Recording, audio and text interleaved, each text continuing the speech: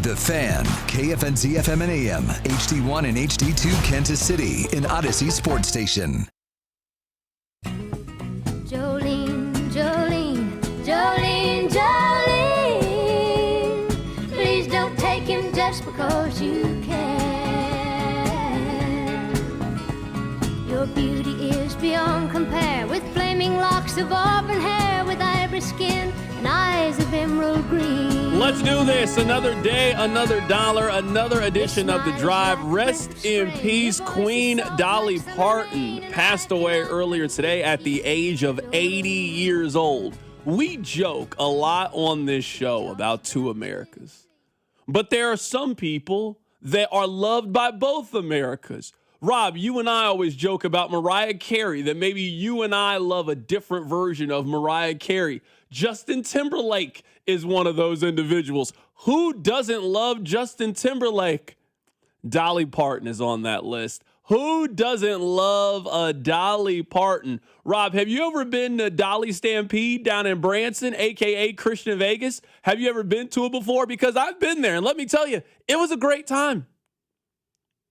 I went once as a kid. I was younger, but I've definitely been to Dolly Stampede down in Branson.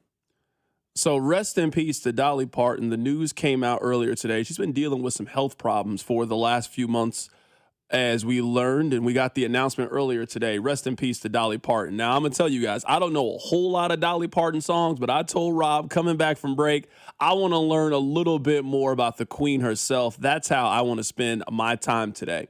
We got a lot to get into in today's show. We are going to head to Denver, Colorado to learn a little bit more about the Broncos. We're going to head to Baltimore, Maryland and learn a little bit more about the Ravens. We are getting closer and closer and closer to the start of the NFL season. I'm sure at some point we'll talk about Mr. Nasty Man. I'm not going to tell you who that is, because at this point, that could be anybody, could be Mr. Nasty Man. There's a lot happening right now in the world of sports. We are going to start with a little bit of college. We'll also talk a little bit of Chiefs off the open as well. Before we do any of that, I need you guys to do me a couple of favors.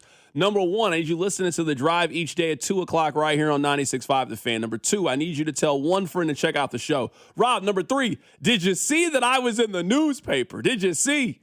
You guys might not know this, but I made a documentary about the 2007 Missouri Tigers and the 2007 Kansas Jayhawks. We're showing the documentary Thursday for the first time at Screen Land Armor. They did a story about it in the newspaper. I would highly encourage you to check it out. Rob, it's going to be in the physical copy of the paper tomorrow, not just the digital online version. No, I'm talking about the physical, real, went to print copy of it. I might have to go buy them for old school time's sake. Also, I need you to go stop by and see our friends over at the other place. We love the people over at the other place and on a Tenderloin Tuesday. Now, I know that there are some issues that we can't come together on. Like, I don't see the value in being a grown man and going to WNBA games and heckling the players. That just doesn't sound like a good use of your time to me, and I think you're a troll. Some of you disagreed with that stance yesterday. But I would like to think that we don't have to disagree on everything that is currently happening in sports today. I think there's two things that we should be able to agree about as we get today's show going. Number one, Rob, you know what I'm not going to do? I'm not going to spend any amount of time worried about if Patrick Mahomes is going to play or not in week one of the NFL season. This feels to me like it's part of the content cycle as we are inching closer to that first Monday Night Football game of the year. You know, he hasn't played in the first two preseason games. They're being a little bit cautious. I'm sure we'll get a first take, first things first. Hey, are we sure Patrick Mahomes is going to play in week one? You know what, Rob? I'm not going to spend any amount of time worried about this. I'm not going to spend any amount of time discussing this or being concerned about any of this. I know that Patrick Mahomes spoke today, and we'll play for you what Patrick Mahomes had to say, but Carrington is not worried at all about whether or not Patrick Mahomes is going to be available for week one, and I would guess that this is something that we all can stand arms in arms with as we begin today's show. The next thing that I think we can all stand arm in arm about is this NCAA stuff has gotten ridiculous. And somebody needs to be the leader. Somebody needs to be the visionary and needs to be at the forefront of this thing. Well, what do you know? The new kings of college football, the Big Ten, they come out and they are prepared to pass a rule on Tuesday that will stop players from returning to the NFL and going to play at one of its member schools. Any player who declares for the NFL draft, did not withdraw, appears on an NFL roster, or signs a contract with a professional football league can no longer play Big Ten football. This was unanimously approved by every athletic director in the Big Ten, and there's like 47 schools in the Big Ten. This is what we need in college athletics. If you're tired of the way that it is going, let me tell you that right now, the best fix in a short-term solution for the NCAA is the member conferences have to band together. That's what they did with Brennan Sorsby. Individual schools will operate in their own interest. We need conferences. We need leagues to start doing this. Hey, we're going to make a rule amongst us that we are not going to do this, and we are not going to allow this. That we are not going to be a part of this. That we're standing up. The same way that we stood up against Brennan Sorsby is the same way that we planned on standing up against this or other things that we think are in a detriment to our system and way of life. Like, I love what the SEC had to say. Now, it's one thing to say it, and I want you to implement a rule in all of it. But listen to this. Quote, college athletes, not former professional athletes, have been at the heart of the SEC. Individuals who choose to leave college athletics, sign professional playing contracts, and compete professionally should not then be permitted to return to college competition. Allowing that will continue to blur the line between college and professional sports and also create significant competitive equity concerns and reduce the opportunities for high school and current college athletes. Let me ask a very simple question. The first question of the day: do we want to preserve college athletics for the 18, 19, and 20-year-old kids, or are we trying to preserve it for the 24 and 25-year-olds that are afraid to go get a job? Do we want to create more opportunities for the incoming college freshman or the high school senior right now that is busting his hump in two-a-days, grinding and trying to get a scholarship at one of these schools, or a 24-year-old who can't make it in the NFL? We cannot create a league for both of those individuals. There can only be one, and I want to be on the side of creating more opportunities for the 19-year-old and the 24-year-old. You had your opportunities. There is a league that will happily accept you. Get good enough at football and go play for them. College sports are for college athletes, and the current confusion around national eligibility concerns emphasize the need to advance the Protect College Sports Act. Until we get the Protect College Sports Act, we need the Big Ten and the Big 12 and the SEC and the ACC to come together to form their own Protect College Sports Act. There are some rules as a station, but there are some rules that Rob and I have set in how we are going to operate. Hey, we're doing this thing, and I'm willing to live with the consequences of what happens one way or else, but this is what we are going to do. That's what we need happening in college athletics. I don't want you guys to think that we just disagree all the time. The show doesn't work if we always disagree. Sometimes we got to stand together. And I want us to stand together on these two things. I want us to stand together with, there is no part of me that is going to spend any time worried about if Patrick Mahomes is playing in a couple of weeks. We all know the answer to that. So I'm not going to fall for it. I'm not playing any piece of audio.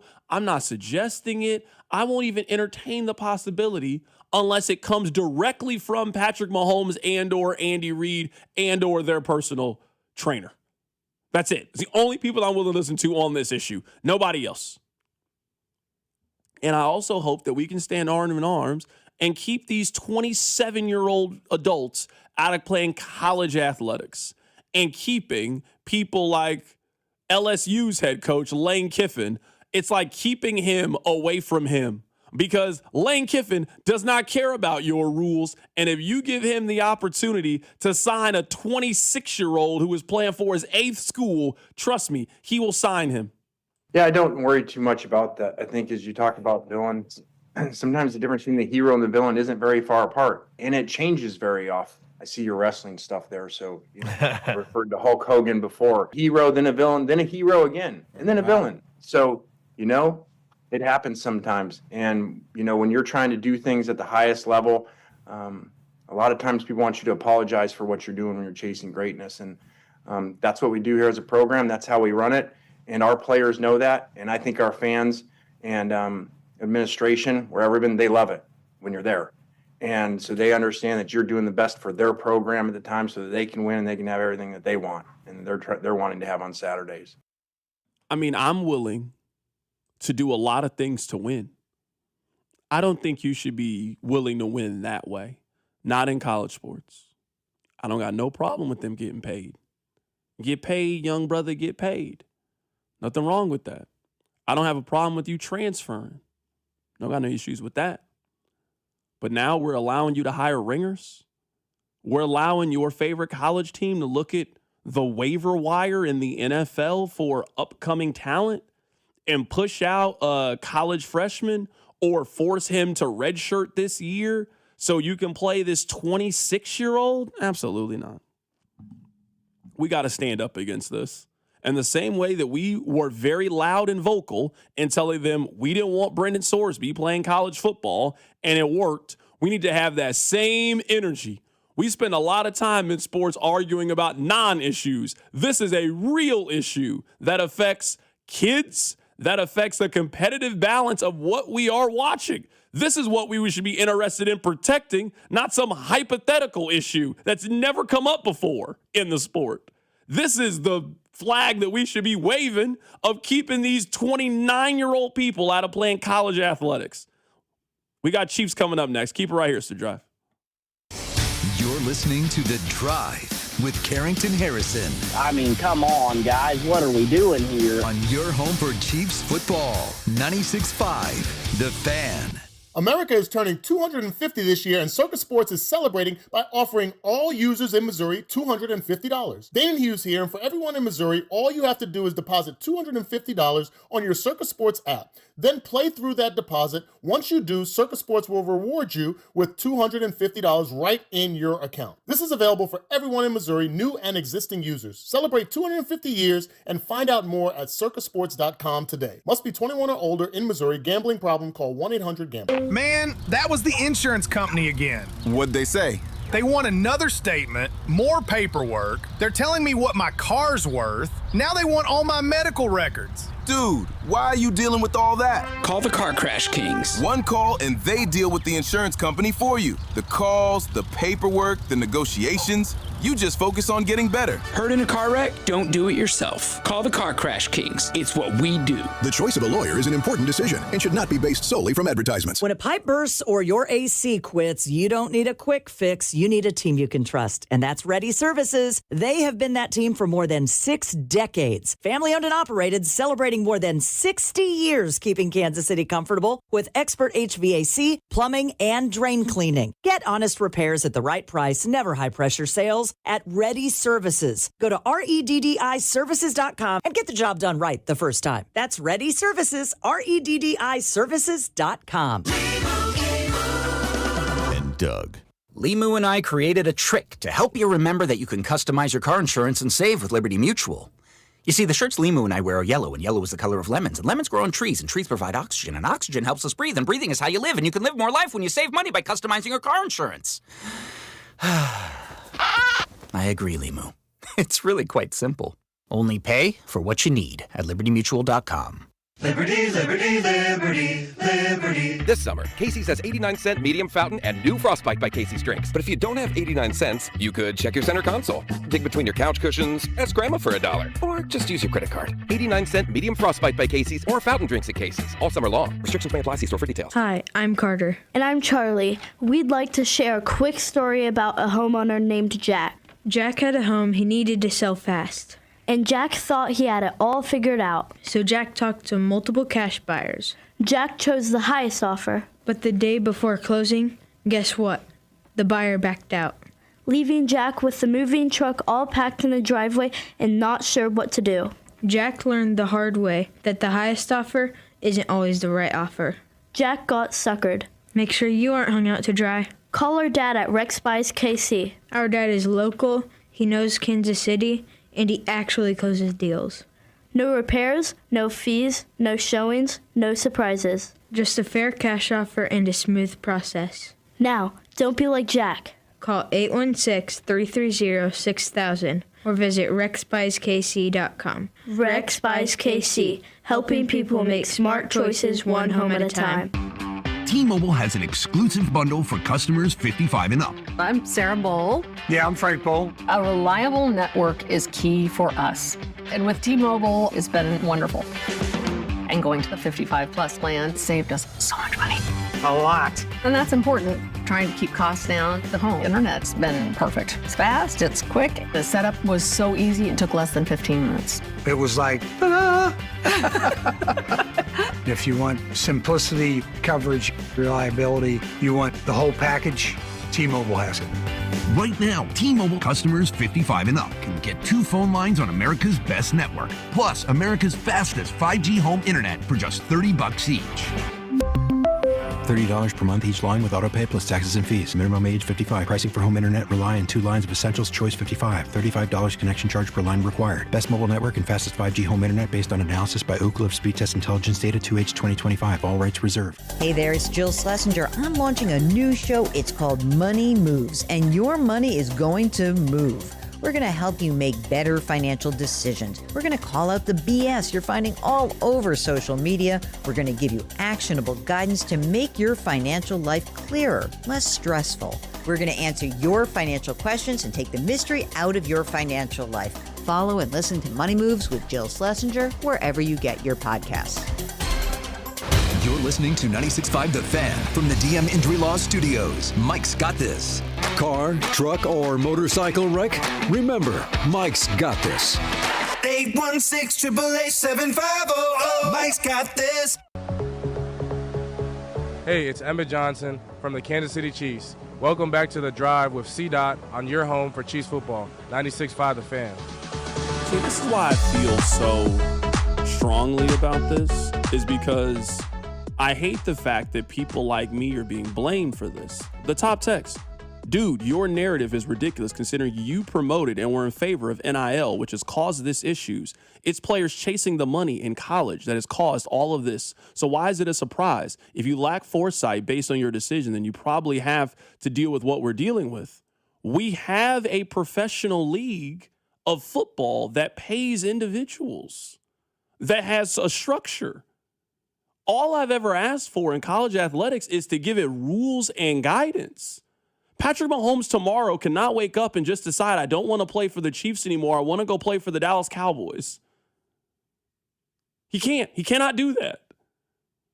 If you are the head coach of the Kansas City Chiefs, you can't just randomly out of nowhere call Jamar Chase and be like, hey, Jamar, you know what I think you should do? I think you should say you want to be traded to Kansas City. There's rules. Everybody has agreed to play by the rules, and there is a penalty for when you don't. So I don't know why we now make it seem like because these people make money, now that means you are in favor of it not having any rules. That's it. I think you should have rules. That's all I've been arguing from the very, very beginning. Someone sending me a text, C-Dot, why are you mad at Lane Kiffin? Lane Kiffin has shown us no moral compass in this regard. So yes, if you're telling me, well, Lane's just following the rules. Well, yeah, then take away the rules then. You're telling me college coach will do whatever it takes to win? That's a tale as old as time in college athletics. That's not a unique to Lane Kiffin thing. He ain't the first coach to win by hell or... That's why these conferences should just take away the ability from them.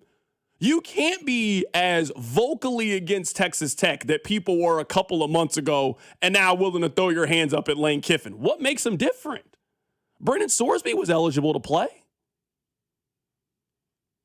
Brendan Sorsby could have played. The same judges that said that these kids can play said that he could play. And we all were like, wait, hold on, you've gone too far.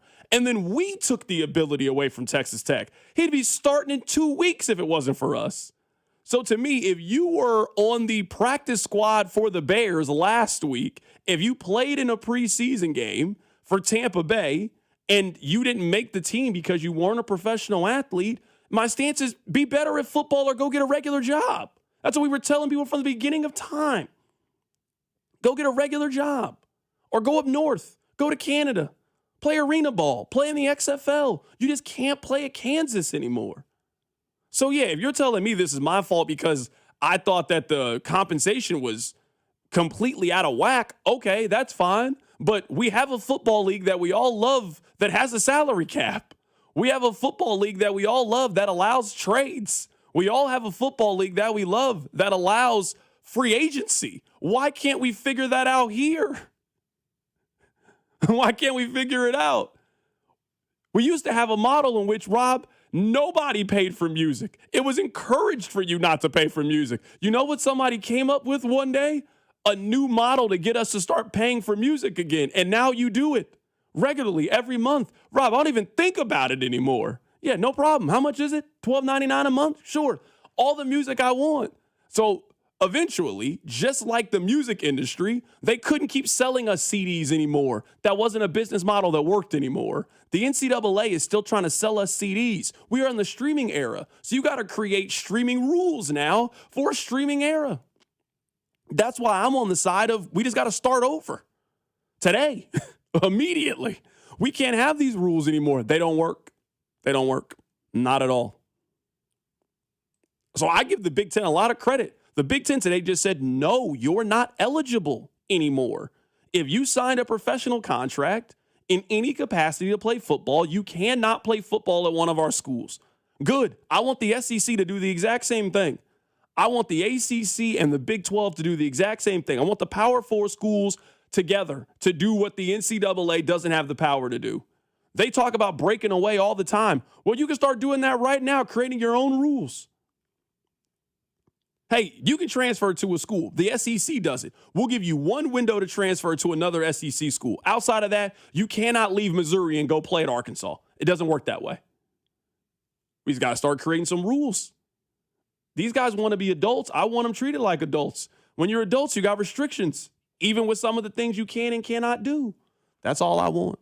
I just want a more fair system. That's it. Let me play for you guys something that Colin Cowherd had to say. I've not heard this yet, Rob, so I'm excited that we're going to have this conversation in real time. Colin Cowherd is wondering if Patrick Mahomes has played the best football of his career and his past is behind him. What if we have seen the best of Patrick Mahomes? So he enters the league. The O-line has a Pro Bowler at left tackle and right tackle. Andy Reid's in his coaching prime. His wide receiver tight end group is an A. The division stunk. Now it's Harbaugh and Herbert. Bo Nix and Sean Payton. Mendoza, Clint Kubiak are interesting. The wide receiver room has been sketchy for years. The run game, which was anemic the last several years, Travis Kelce is now probably in his last year at 36. I think people are forgetting what has happened to Patrick Mahomes over the last 3 years. His passer rating's lower than Russell Wilson in that time. So is it the roster or is it Mahomes? I mean, I've told you guys pretty clearly the side that I'm on in this conversation.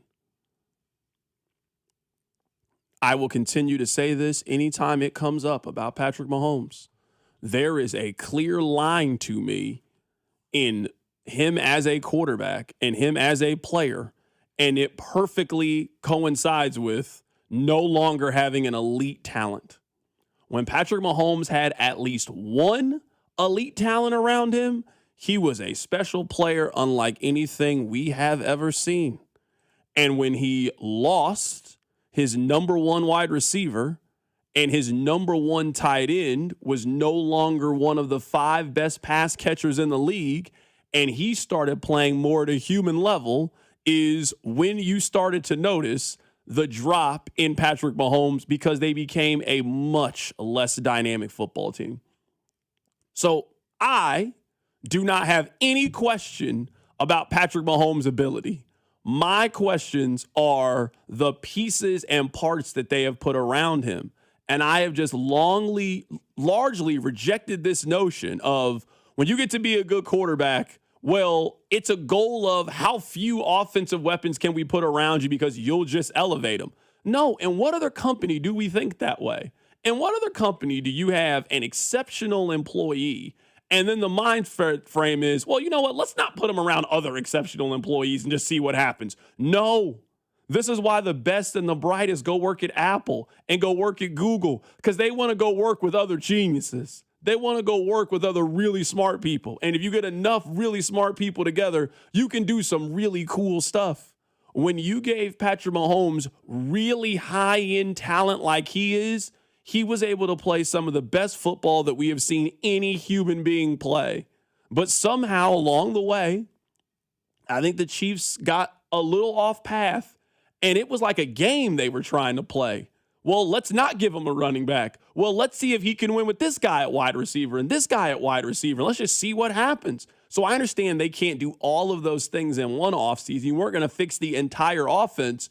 But if you were telling me that next offseason, if we're looking ahead, the Chiefs attack their wide receiver room like I just saw them attack this running back room, I have no doubt in my mind the Chiefs can get back to being a top 5 offense. But I don't know how you have an elite offense without having elite players and elite options. I don't think they have that on their offense. I don't think the Chiefs have one elite player on their offense aside from their quarterback. Maybe their center. I don't think that Travis Kelce is an elite anymore, not like in the totality of the league. They're not elite at wide receiver. I think Kenneth Walker is a very, very good running back.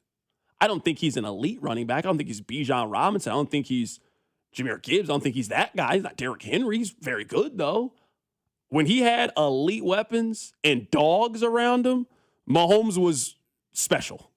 These last couple of years, it doesn't shock me. The numbers have gotten increasingly worse as the infrastructure around him has also gotten increasingly worse. So I don't think this is a Mahomes issue at all. I think it is a look who you got him playing with issue. This is Kobe in 2008, and you got him playing with Smush Parker. It's not that I don't think Kobe was still one of the 5 best players in the world. His second best player was Andrew Bynum. What'd you think was going to happen? You ain't winning championships with that guy.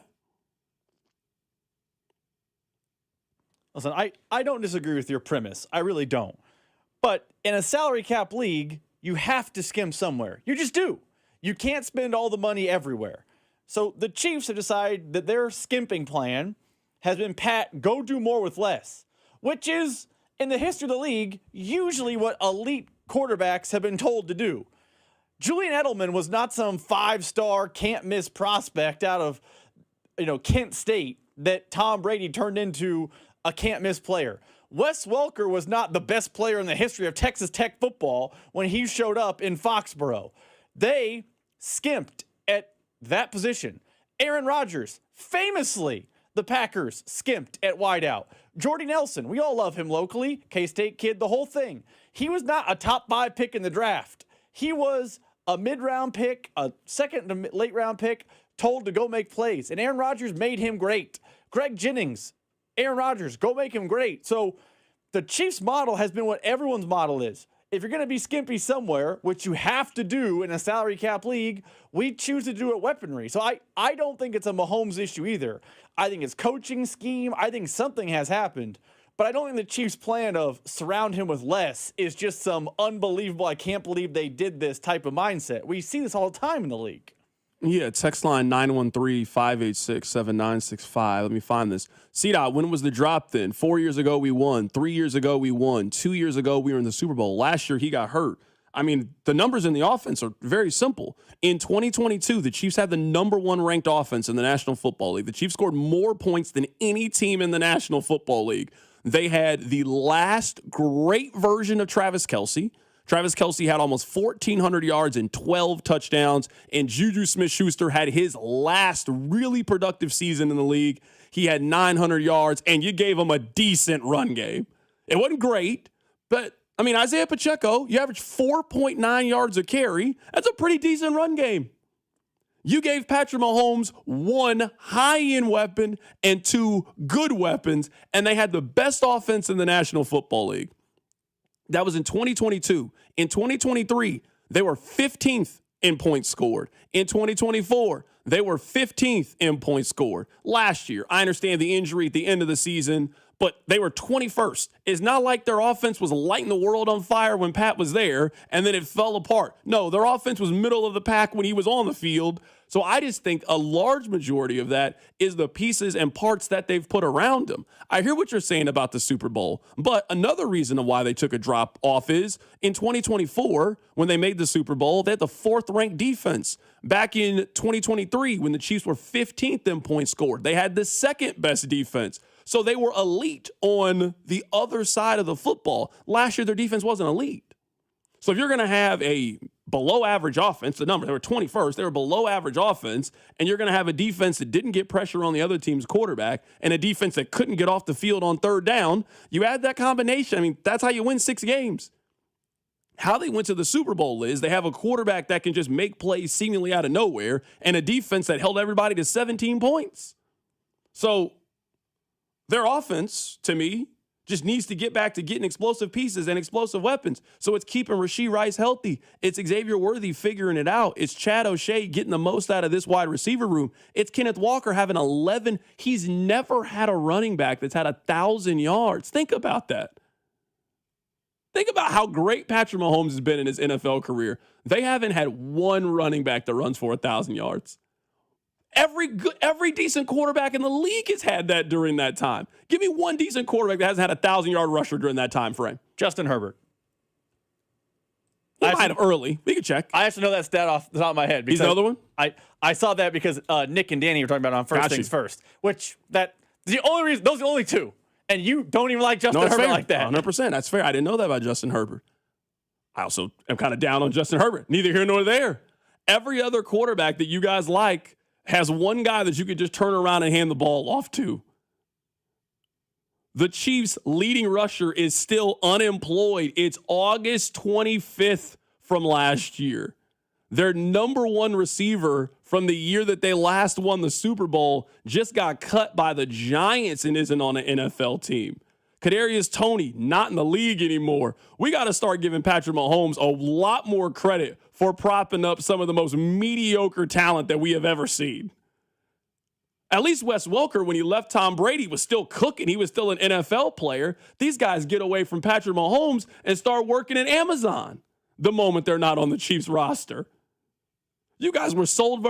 Byron Pringle had 300 yards in his rest of his career after he left Patrick Mahomes. I'm not putting this offense decline on their quarterback. No, I'm putting it on the pieces and the parts. So if we're having the conversation, is the best version of Mahomes behind him, then that's more of a front office question. Give him weapons. Give him guys. Who do we think that Mahomes has underutilized over the last 3 years?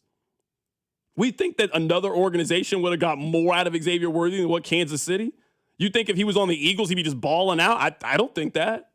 So I'm not putting that on their quarterback, not at all.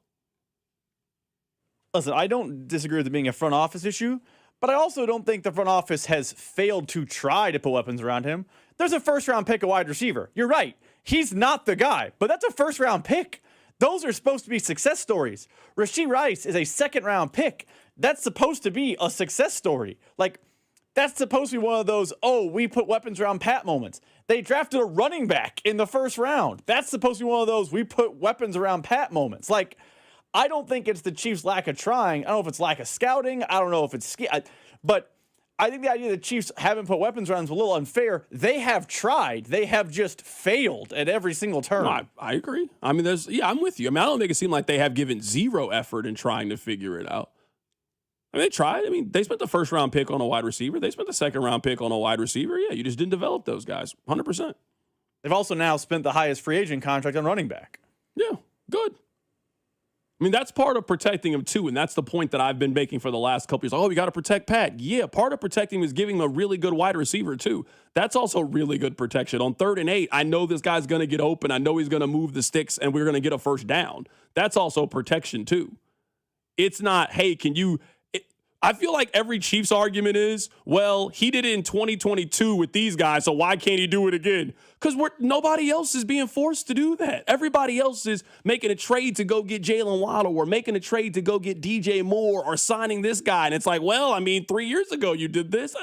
time moves on, these other teams are constantly gearing to try to beat you and outman you and outgun you. You got to start doing the same thing. So, no, I strongly disagree with Colin Cowherd. I do not feel that way about Patrick Mahomes at all, actually. Now, if with this run game, he has another, I don't want to say, he's never had a bad season. Statistically underwhelming season. Is it fair to ask at this time next year? Let's say he throws for 3,700, 25 and 11. That's a whatever year. Is it fair to then ask? Because if you think it's a weapons problem, at what point do you have to start asking, is it now Pat and not the weapons?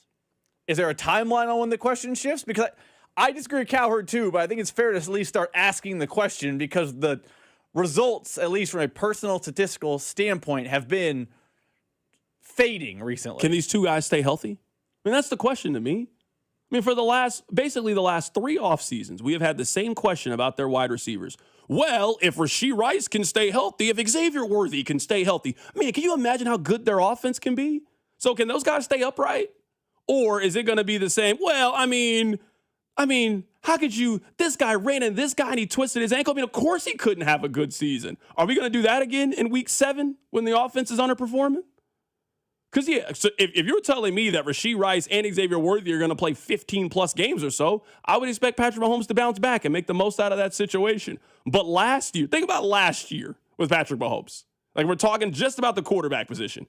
They could never run the football at any point last season. He didn't have his number 1 wide receiver for the first 6 games. He didn't have his number 2 wide receiver for the 2nd, 3rd, and 4th game of the season.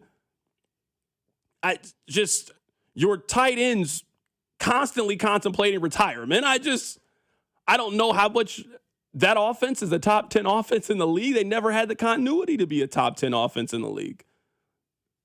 Not a game in, game out continuity. So my biggest point is just give Mahomes more dogs. Right now, how many dogs do you think they got on their offense?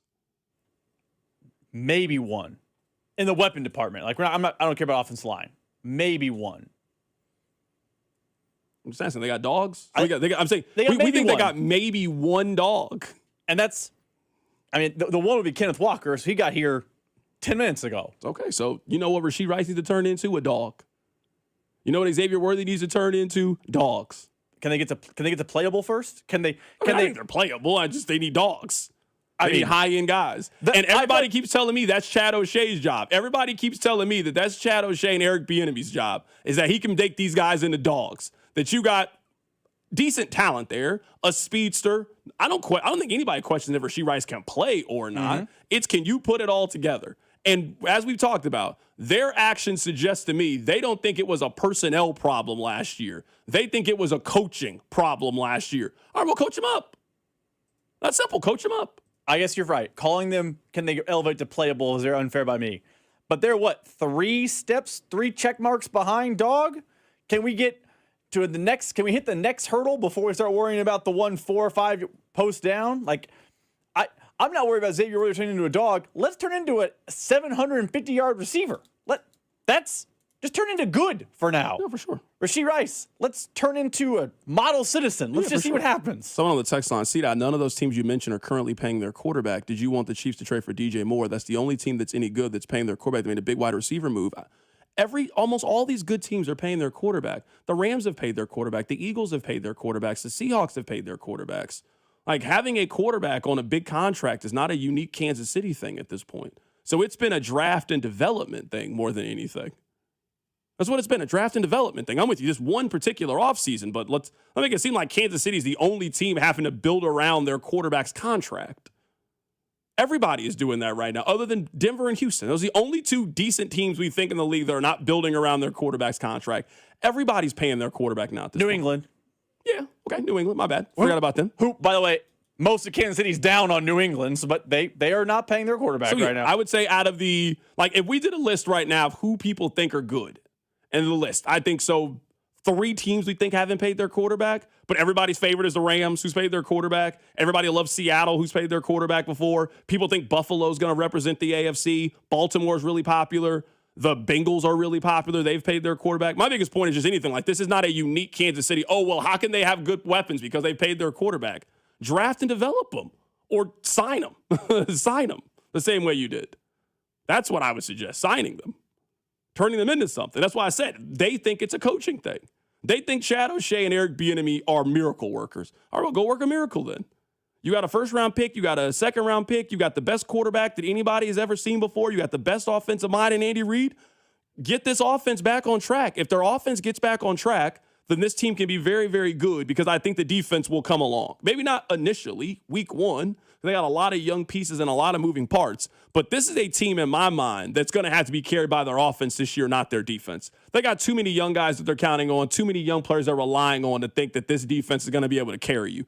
Their offense is the much more experienced. You got Super Bowl MVPs, not just one. You have multiple on that side of the ball. You got first ballot Hall of Famers on that side of the ball. Their expertise is on the offensive side. Their offense needs to carry this team in the early portion of the season while the defense is still figuring it out. I don't know if this team's going to be able to win a lot of 17-14 games. They're going to have to win some 27-24 games while this defense starts to figure some things out with the pass rush and guys get more experience. All right, coming up on the other side, let's keep this AFC conversation going. Let's head to Baltimore to be joined by Cordell Woodland. We'll do that next. Keep it right here. It's The Drive. The Drive with Carrington Harrison on Kansas City's only FM sports station, 96.5 The Fan. Pump up the volume. Business moves fast. Orders roll in, deadlines close in. When you ship with USPS Ground Advantage, you can keep up with confidence. Every package stays in our secure network from dock to door. And with nationwide reach, dependable tracking, and upfront affordable pricing, you get built-in peace of mind. You run the business. We run the routes. Visit USPS.com/Ground Advantage to learn more. When I hit my 50s, I felt like things were slowing down. This is Sandra's Metamucil story. I started taking Metamucil for digestion, but had no idea it would impact so much more. Not only did Metamucil help me feel more regular, but my heart health saw the benefits too. Metamucil. One simple routine, 4 health benefits. Digestive health starts here. Go to Metamucil.com for more details. You already live for football. The jerseys, the Sundays, the bets you sweat all week. At Fanatics Sportsbook, we see it, and we reward you for it. Every bet you place earns fan cash. Win, lose, or push. Spend it on the jersey you've been eyeing. Tickets so close you can hear the play call. A rookie card you never sell. Or your next parlay.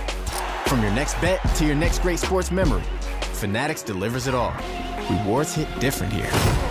Plus, new customers can bet and get up to $1,000 in fan cash. Fanatics, the only sports book to reward every bet. Must be 21 plus. Gambling problem? Call 1-800-GAMBLER or 1-800-MY-RESET. CT, call 888-789-7777. MA, call 800-327-5050. NY, call 877-8-HOPE-NY. MD, visit mdgamblinghelp.org. Based on leading U.S. sportsbook analysis, July 2026. Offer not available in all states. Terms apply. See Fanatics app for details. What if you could have the most reliable fiber-powered Wi-Fi? And get this, what if you could keep it at the same price for 5 years guaranteed? Now through August 31st, get our best price on gig Wi-Fi this summer before it disappears. Just $50 a month for 5 years for new Xfinity customers. No annual contracts, no hidden fees, and our best equipment included. Plus, get online in minutes with same-day Wi-Fi. It's Wi-Fi that finds and fixes problems before you even notice them. Like super intelligent Wi-Fi with a 6th sense. Plus, it keeps you protected from online threats. And get Peacock Premium included for 2 years. Lock in your price and unlock the possibilities. Get it now at Xfinity.com. Xfinity. Imagine that. Restrictions apply. Requires paperless billing and auto-pay with stored bank account. Taxes and fees extra. Speeds vary. Use of fiber coaxial cable. Learn more at Xfinity.com/same-day Wi-Fi. Skechers elite athlete OG Anunoby has been making history on the basketball court. Anunoby tips it in. Unbelievable. What a shot. He's been balling out in Skechers high-performance basketball sneakers, and the world is noticed. But how does OG train off the court to keep in peak physical condition? Hands-free Skechers Slip-ins Aeroburst. They help prepare OG for the physical demands of playing at a championship level. Get your pair of Aeroburst for only $165 at a Skechers store, Skechers.com, or wherever high-performance running shoes are sold. This is the story of the one. As a maintenance engineer at a beverage manufacturing plant, he starts his day knowing every line is ready to run because Grainger delivers the industrial-grade products he needs to keep mixers, conveyors, and packaging equipment moving. With Grainger's vast selection of bearings, belts, and motors, he keeps operations running smoothly, so nothing grinds to a halt. Call 1-800-GRAINGER, click Grainger.com, or just stop by. Grainger, for the ones who get it done. Rob Sight Ford, KC's Ford volume leader and top rated on Google. 135th and State Line. Rob Sight Ford, your 2025 Ford volume leader. Top rated on Google with 4.8 stars and 3,000 plus reviews. The best selection, best prices, and Kansas City's best customer service. Visit Rob Sight Ford at 135th and State Line. Buy right, save big, and drive home a winner. Only at Rob Sight Ford. This afternoon, expect a high of 89 with partly sunny skies. Weather brought to you by Staples. It's the most wonderful time of the year at Staples. They've got back-to-school supplies as low as 25 cents, up to 40% off select tech and more at staples.com/back-to-school. Staples, that was easy. Subscribe to 96.5 The Fan on YouTube to watch the show from wherever you are.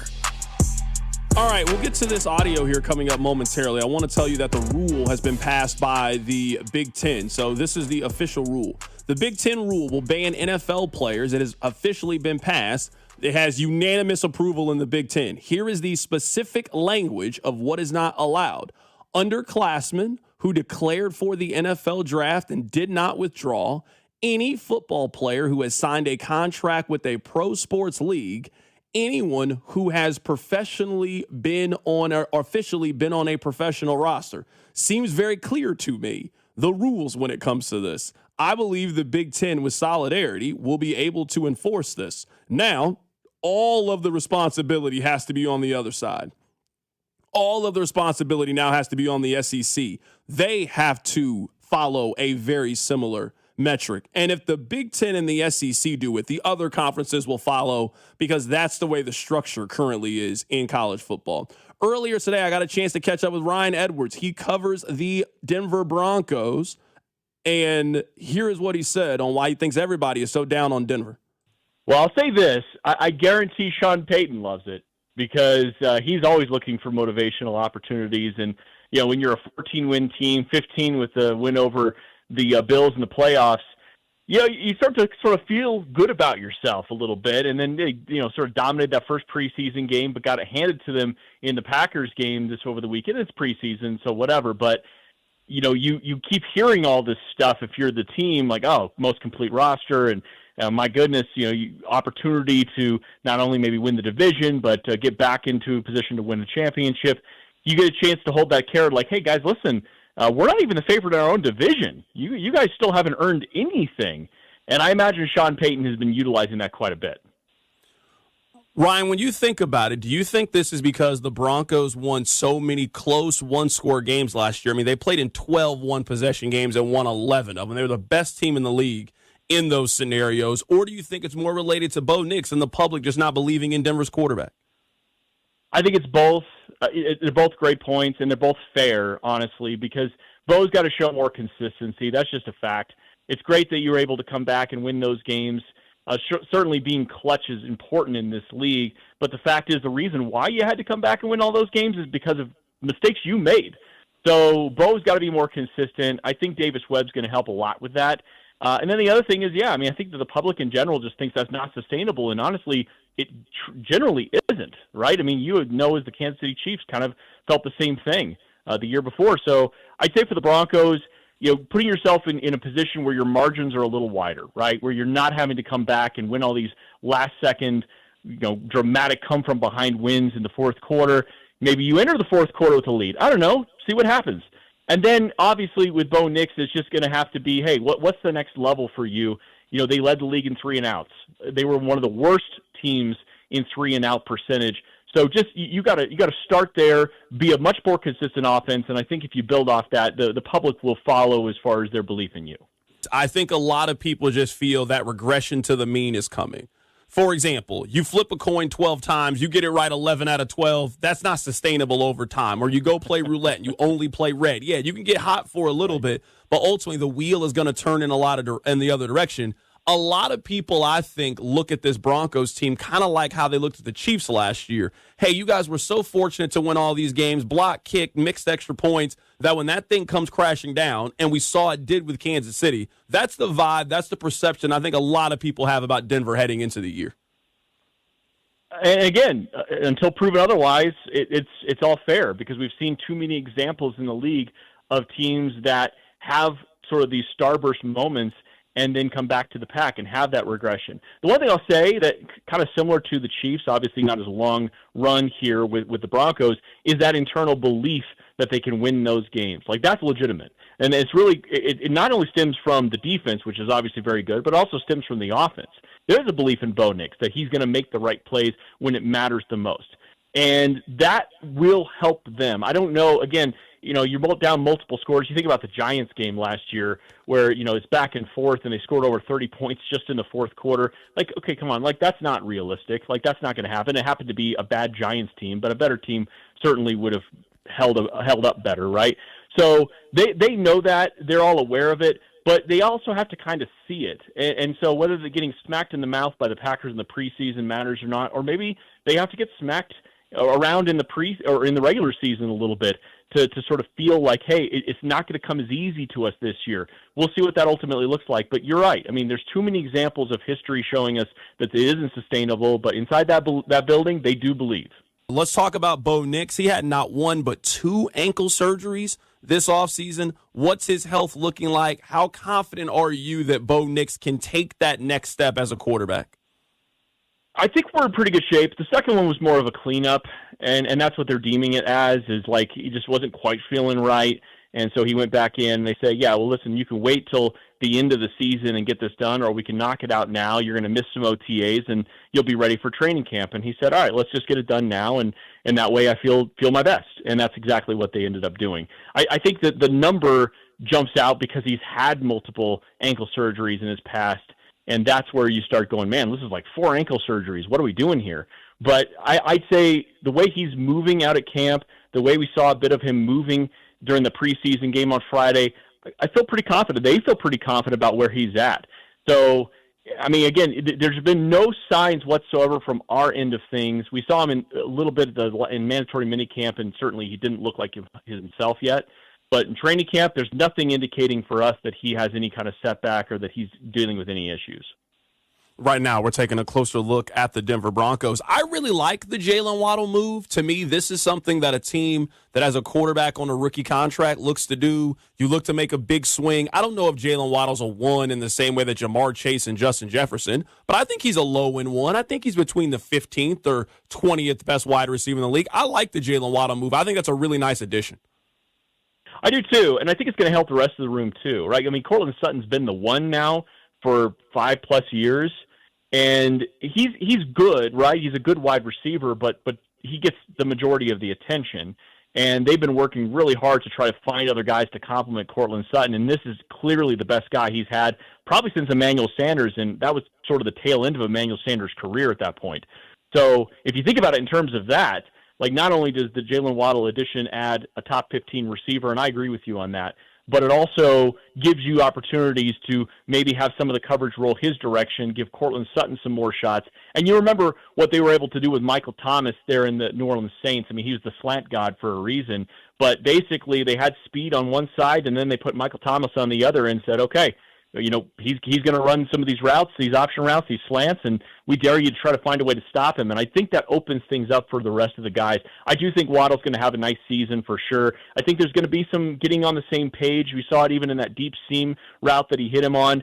Bo Nix was a little behind him, but only because Jalen Waddle broke so fast in his route. I think Bo Nix just didn't release it fast enough. So there's going to be a little bit of a timing thing, but I think they'll get there. It seems to me like regression is the only possible option for the Broncos defense. Like, they were so good, so solid last year. There obviously isn't really a place to go up from there. I think it's either you or the Texans with the best defense in the league. How are you feeling about the Broncos defense heading into the season? Do you think they can maintain the elite level they played at last season, even though this year's schedule might be a little bit more difficult? I believe they can. I mean, they found sort of a pattern here with Vance Joseph, and the fact they were able to keep the majority of the coaching staff in place The only key loss really is John Franklin Myers, and I'm not trying to downplay it because he's certainly a great player, but they feel like they've got enough bodies there to make it work between Eniomo Wazirike, Malcolm Roach, Tyler Onyedem, their third-rounder this year, and Savion Jones, the third-rounder last year. I think they view by committee they can fill that void. So, but to the point of everybody's returning, the injury stuff is always going to be a thing. Like if you have a couple of key injuries, I think every team sort of falls off just a bit. But yeah, I mean, the one thing they can improve on certainly is takeaways. They were 14th in the league, number one sack team, but only 14th in takeaways. So that's been the big focus here this offseason is like, can we do better? Can we give our offense a few more opportunities per game, which will also sort of help those margins and not having to come back in the fourth quarter? At least that's how they view it. We've asked everybody this question. I'll ask you, who do you think is the best team in the AFC? Like if your boss told you that you had to do a power ranking, what team would you put number one at the power ranking? Well, again, I don't want to disappoint you. So I feel like if I don't say the Broncos here, you're going to be. You can say whomever. A lot of people have said Buffalo when I've asked them this question. That would have been the first. Like Buffalo's in that conversation for sure, and because they have Superman at quarterback. But honestly, the defense, I want to see kind of how that looks now without Sean McDermott. We've only known that defense in the framing of Sean McDermott, so I kind of want to see, are they better? Are they worse? What does that look like? DJ Moore is a really nice addition there for the Bills. I think they will be a little bit better there. But once again, the wear and tear of so many years of having good regular season and then falling apart late, you wonder if it takes its toll eventually. And again, that division, I understand that there's a couple of pushovers in there, but that doesn't necessarily make you the best team in the league just because you're stacking wins.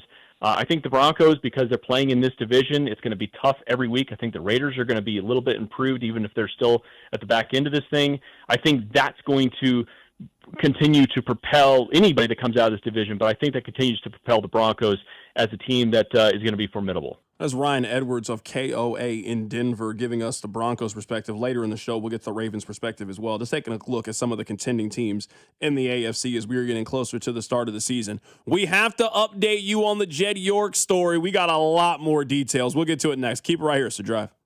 You're listening to The Drive. My man Carrington Harrison. On Kansas City's FM sports station, 96.5, The Fan. It's time to get everything you need for the job from one partner. No more juggling vendors. We've got your entire job supply covered. Supply the entire job with job lot quantities of everything you need, from flooring to roofing, with access to thousands of products not available in stores. More products mean more colors, sizes, and finishes, so you can get exactly what you need to get the job done. Learn more at the Pro Desk, the Home Depot Pro. It's about time. What do parents think of back to school at Staples, where 24-pack Crayola crayons are just 50 cents? Staples has folders, notebooks, and pens at great prices. I'm smiling from ear to ear. It's the most wonderful time. Mom, I missed the bus of the year. It's a wonderful time at Staples, where school supplies start at just 25 cents. Staples. That was easy. Visit your local Staples today or shop online and in the app. Ends 9/12. Exclusions apply. This is Danon Hughes. In Kansas City football, we honor tradition, but we always look forward to what's next. That's why I'm all in on Yuengling Flight. It's brewed by the oldest brewery in America, but built for today. 2.6 carbs, 95 calories, crisp, clean, and full of flavor, just the way a light beer should be. It's got the legacy and the stats to back it up. Yuengling Flight, the next generation of light beer, and the official beer of me, Danon Hughes. DJ Yuengling and Son, Pottsville, Pennsylvania. I'm McCall with Lee Summit Subaru, and it's time to make a big deal out of nothing. Lee Summit Subaru's 0% event. Get up to 0% on select 2026 Subaru models for up to 72 months. And we have the largest selection of Subaru certified vehicles in Kansas City. 0% event and a lifetime warranty. Fall in love with driving again at Lee Summit Subaru. The Subaru A Lot to Love event. VIN number 4S4SLD L61T3038472, based on 2025 Kansas City inventory listings. Imagine buying your next car from one dealership. With the support of many. With everything you'll ever need. When you buy from any of the Balderson Auto Group dealerships, you're getting the support from all of our dealerships. Like our 100 service bays, collision, and detail centers. And our free exclusive lifetime warranty. No other auto group gives you that. From north, central, south, the Balderson Auto Group has you covered. A family committed to excellence, growth, and harmony. Go to bagkc.com. QC Kinetics helps active people stay active. People like David Boardman, police officer, competitive athlete, and gym owner who trains hard almost every day. My body's taken a lot of abuse over the years. I've had multiple knee surgeries on both of my knees. I could barely run a mile prior to going to QC Kinetics. Doctors have all told me, hey, you are going to need knee replacements. But QC Kinetics gave David great news. We're going to give you the opportunity to have not one, but 2 healthy knees, and we don't have to cut you open. And after David's regenerative treatments at QC Kinetics? Since I've gone to them, I run 20, 30 miles a week. I really wouldn't be able to do that if it wasn't for QC Kinetics. From knee pain to Ironman training. It's a no-brainer. Now it's your turn. Call QC Kinetics to book your free consultation today. Call QC Kinetics, 816-412-6299. That's 816-412-6299. 816-412-6299. Futures Week starts August 31st with everyone's NFL predictions. This is Kansas City's FM sports station. 96.5 The Fan, KFMZ FM and AM, HD1 and HD2 Kansas City, an Odyssey sports station. All right. I'm only talking about this now because I don't think the kiddos are completely out of school yet, so we can still have this conversation. I want to do so respectfully and tactfully because of the subject matter. But we have to update you on this Jed York story. So you guys know Jed York. He's the owner of the San Francisco 49ers. He got caught up. Now, you might not be knowing why he got caught up, Rob. We've got the details. This is from the police. San Francisco 49ers owner Jed York responded to an ad on a known prostitution website using the pseudonym Gel. Police used an undercover advertisement to set up a meeting with York, who responded to the ad on Saturday and then responded again later that day. The undercover officer, posing as a woman, did not respond either time. York, his next message came at 9:11 a.m. on Sunday when he texted that he was driving in from Boardman, Ohio, about 15 miles north. The two then negotiated a price, $160 for 1 hour of full service. He drove a rental car, but was directed to a fictitious lot number in the mobile home park. York was seen driving to the mobile home, and when he couldn't find the lot number, he quickly went to the back road, where he was quickly stopped by police. That's where they seized the phone, and they also seized the $160. That's how they got him. I promise you we'll move on to talk about very serious things, but I want to make sure that I heard this correctly, because I think I can read. And I think I'm pretty good at reading comprehension. But maybe I'm one of those child left behind that we heard so much about. Rob, can you help me understand this? Because this is how I read it. Man flies into Ohio. He's fiending for it. He hops on this website. He finds a young lady that he likes. He sends a message. Young lady does not respond to said message. He responds again. He double texted. Still no answer. The internet then at that point might be telling you maybe you should try another avenue, or maybe you shouldn't be doing this. He then sent a third message unprompted at 9:11 on a Sunday morning.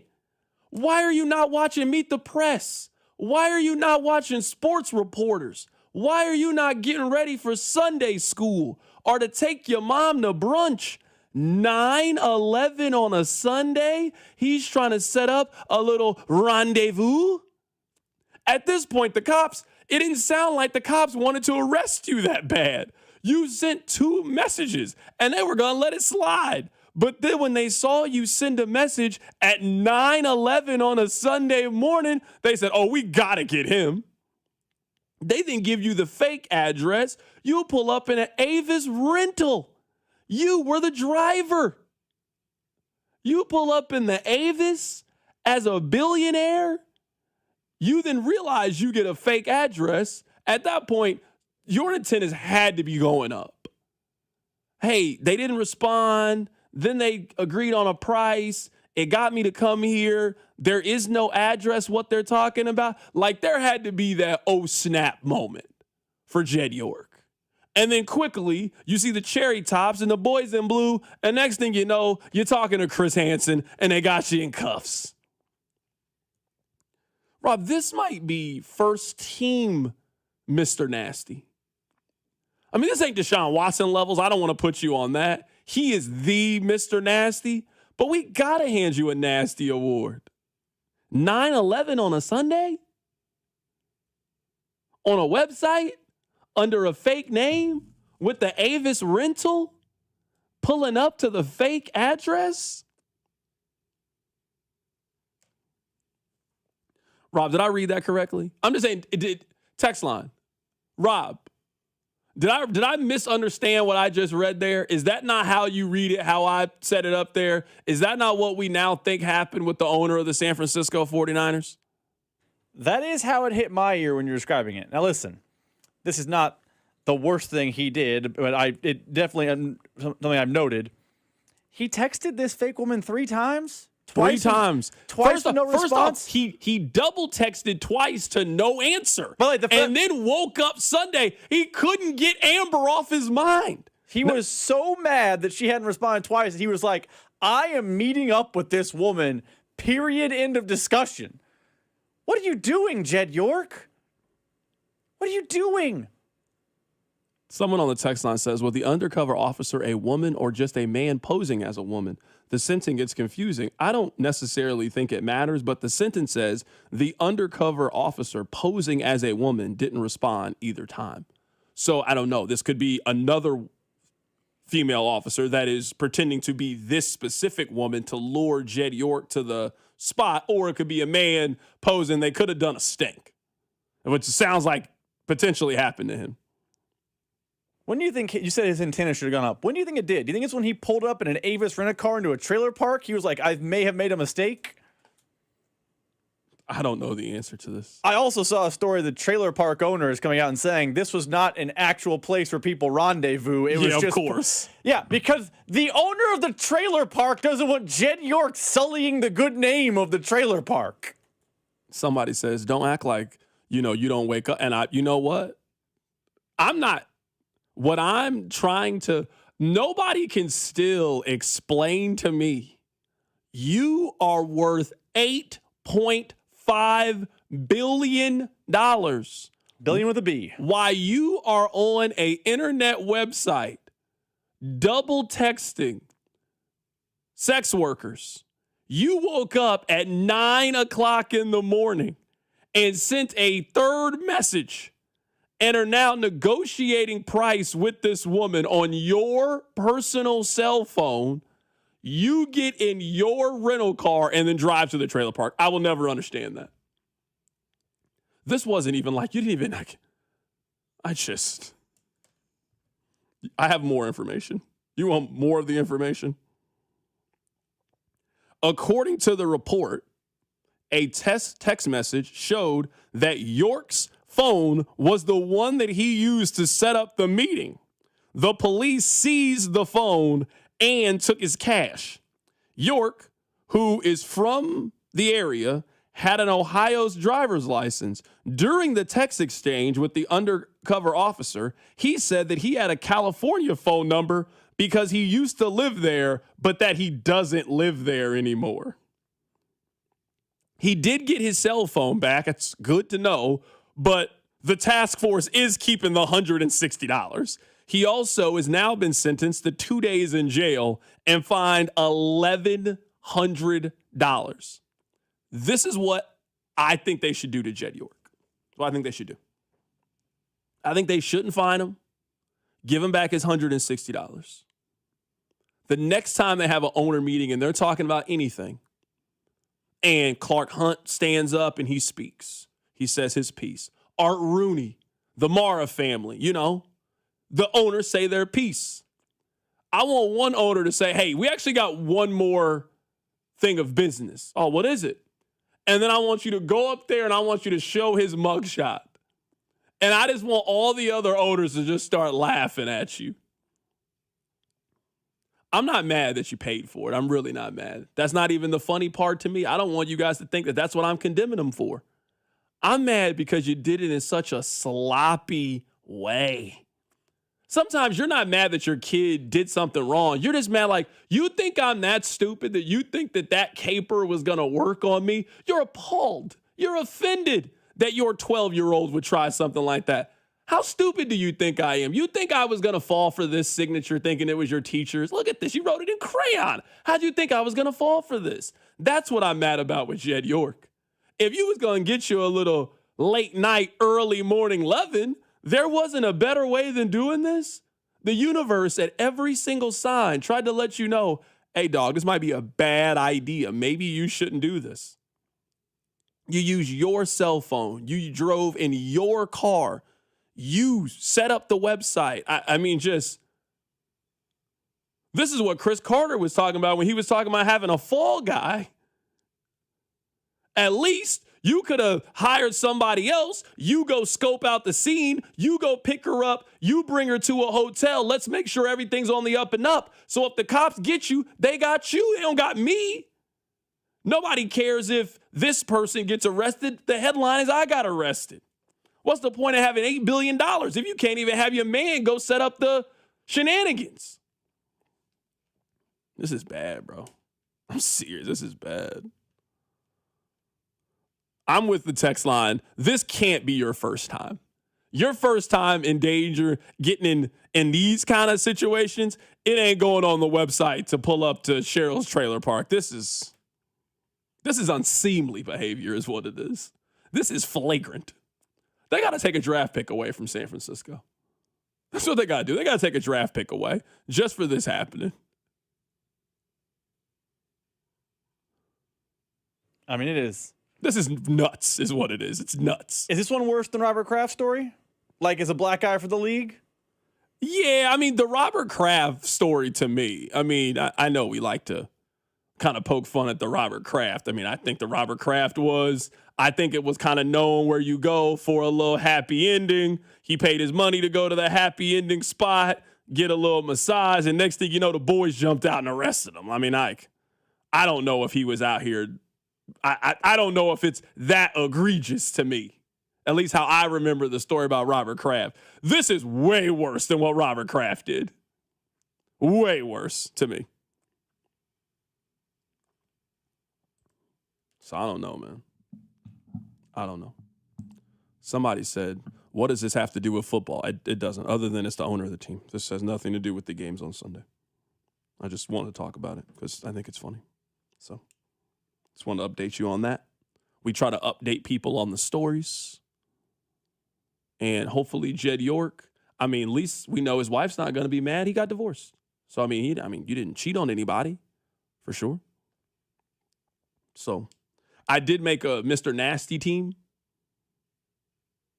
You want to know my Mr. Nasty team? I feel like I know two members of it. Big Ben, Deshaun Watson, Sharon Moore, Robert Kraft, Jed York. I think that's first team all nasty.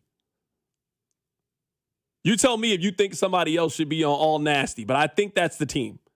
Big Ben, Deshaun Watson, Sharon Moore, Robert Kraft, Jed York. Urban Meyer. Oh, wow. Urban's a good one. Urban Meyer is a good one. Who you kicking off the starting five then for Urban? I think you have to kick Sharon off the starting five. No, we're not kicking Sharon off first team, Mr. Nasty. Sharon was dating that woman. Listen, it was inappropriate. Ooh, somebody said Justin Tucker deserves to be on this team, too. Justin Tucker's a good Justin good pull, Tucker yeah. absolutely is first team, Mr. Nasty. Absolutely. I think Sharon's a second team All-American. Okay. He's a second team All-American. I mean, Sharon crashed out, though. That's true. Somebody said Brett Favre. Brett Favre is at this point, he's in the Hall of Fame. Mm-hmm. Like, these got to be, like, consistent. You got to still be nasty now. This isn't, like, all-time ever being nasty. Brett Favre's already in the Mr. Nasty Hall of Fame. He might have been the first member of it before. Somebody said, what about Larry Eustace? That's a good Mr. Nasty. That's a Hall of Famer, though. For sure, 100% a Hall of Famer. 99, yeah. A Hall of Famer, I'm sure. Hall of Famer. This guy is really upset that I said they should take a draft pick away. It was a joke. I don't think they're taking a draft pick away from San Francisco because of this $160 situation. I don't think they're taking away a pick. Let's calm down, all right? Just having a little fun here at the man's expense. Let's relax, all right? Sharon Moore, 6-man coming off the bench. I'm not putting Tiger Woods on the Mr. Nasty Man team. I'm not putting him on there. I think, if you want to put him on there, I'm not putting Tiger on this list. Somebody said, what did Big Ben do? Just do a Google of Big Ben and you will get all your answers for the Mr. Nasty Award. Joe Namath, not putting him on there. I can't put Joe on there. That's my starting 5. That's who I'm going with. I'm fighting to keep Sharon Moore on the list. That's who I'm fighting for. Keep it right here. It's The Drive. Your home for all things Chiefs football and Royals baseball. I'm a professional complainer. Is The Drive with Carrington Harrison on 96.5 The Fan. You're listening to 96.5 The Fan from the DM Injury Law Studios. Mike's got this. Car, truck, or motorcycle wreck? Remember, Mike's got this. 816-888-7500. Mike's got this. Back to school season is here, and Dollar General has everything you need to start the school year strong. Don't forget to grab a pair of bright yellow sunglasses from the Yellow Glasses Project for just $2. Every purchase makes a difference, with 100% of proceeds helping support teachers, classrooms, and nonprofit organizations working to improve reading and literacy skills across the country. Stop by Dollar General today and shine bright with the Yellow Glasses Project, available now at Dollar General. The Yellow Glasses Project is a program of the Dollar General Literacy Foundation. Jake from State Farm. I'm winning. I've finally cleaned my house, so I'm breaking out my new tropical room spray. Keep winning and create an affordable price just for you by bundling your home and auto with the State Farm Personal Price Plan. It's like your own personal paradise. Ooh, hey, grab me a coconut water. Bundling, just another way to save with the Personal Price Plan.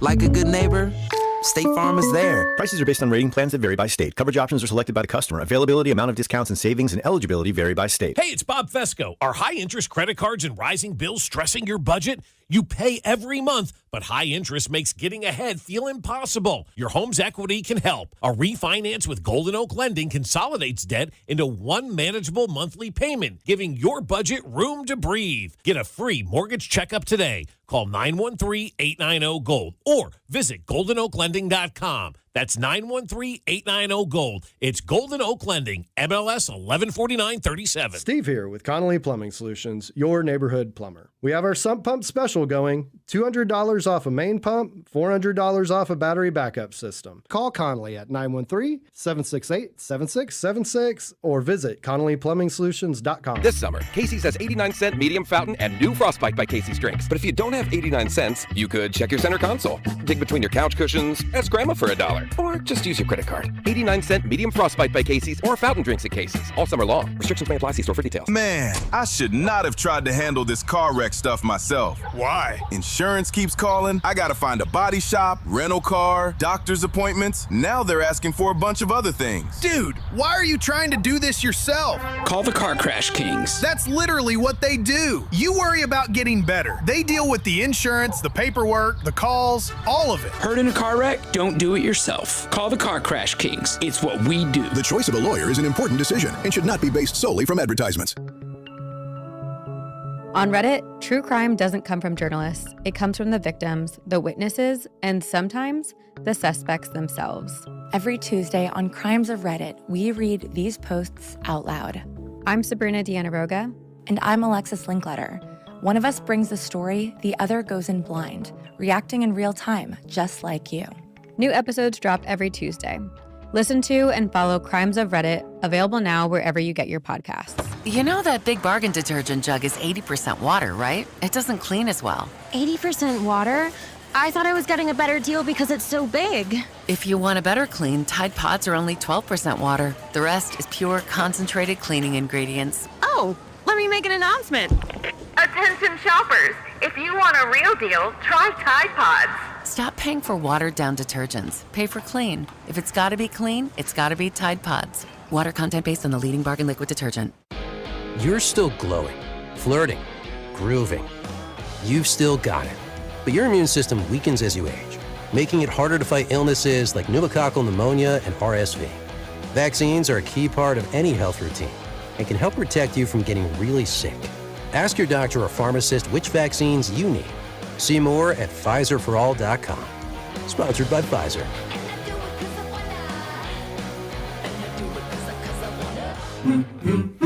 At Farmers, our honesty is contagious. Wait, am I going to catch honesty? Well, when you're with Farmers, it's kind of inevitable. Well, how long does it take to... I lied to you when you asked if I knew what a deductible was. I don't know my dad's birthday, and I thought umbrella policies were for rainstorms. Actual rainstorms.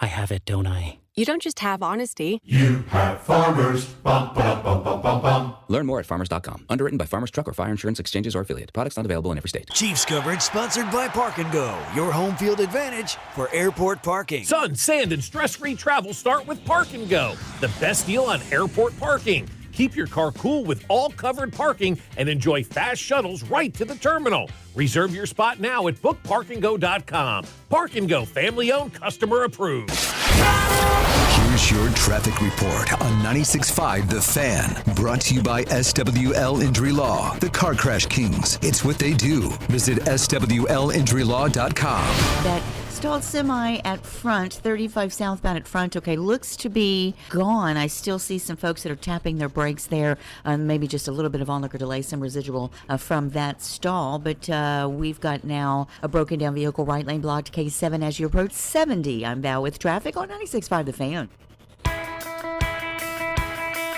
Welcome to your home for Royals baseball. 96.5 The Fan. All right, so Rob and I kept talking about this during the commercial break. This is what we came up with. In order to be on the Mr. Nasty first team, you have to be active in your sport, and it has to be within the last 5 years. So some people, absolutely. Brett Favre has had his time on the list. He's been top 5 Mr. Nasty. He can't be on that list anymore. That was 20 years ago that he did. I mean, he's still nasty, but you just now it's kind of like, remember Rob on TRL? Like, your video couldn't be on TRL forever. At some point you had to retire, and now we have to create new spots for new songs. So Brett Favre, he can no longer be on the team because his jersey's in the rafters. He's a Mr. Nasty Hall of Famer. Jed York is absolutely on this list. He's on this list. I know Sharon Moore is currently not coaching. I'm sorry. He deserves to be on this list. So Big Ben, we can take him off. It happened more than 5 years ago. Deshaun Watson has to be on this list. Still inside the statute of limitations. Has to still be on this list. So some of you are sending some good suggestions. Marv Albert absolutely was on this list at one point. He was Mr. Nasty. But it was 17 years ago. There's people who have done things since then that would get them on this list. Like Mike Vrabel. Oh, I can't believe I forgot Mike Vrabel. He absolutely is on this list now. How many times has Tyreek Hill been on this list? He has at least 3 inclusions on the list. At least. He might already be in the Hall of Fame, too. Him and Antonio Brown, they got their own wing on this list. Can I read to you something? And I just want to know if you would try it. KFC is releasing a Oreo chicken burger. They're trying it overseas to then see if it's going to work here. The collab features cookie-style buns, mashed potatoes that are covered in crushed Oreo pieces, a fried chicken fillet. That's their sandwich that they're trying. Is this something that you'd be interested in? Would you try the new Oreo chicken burger? Yes. Savory and sweet, mix is fine. I believe it's mole, which is a Mexican dish. It has a cocoa in the sauce, and that they put that on chicken. Okay. So yeah, I would give this a try. I don't know it's going to be good.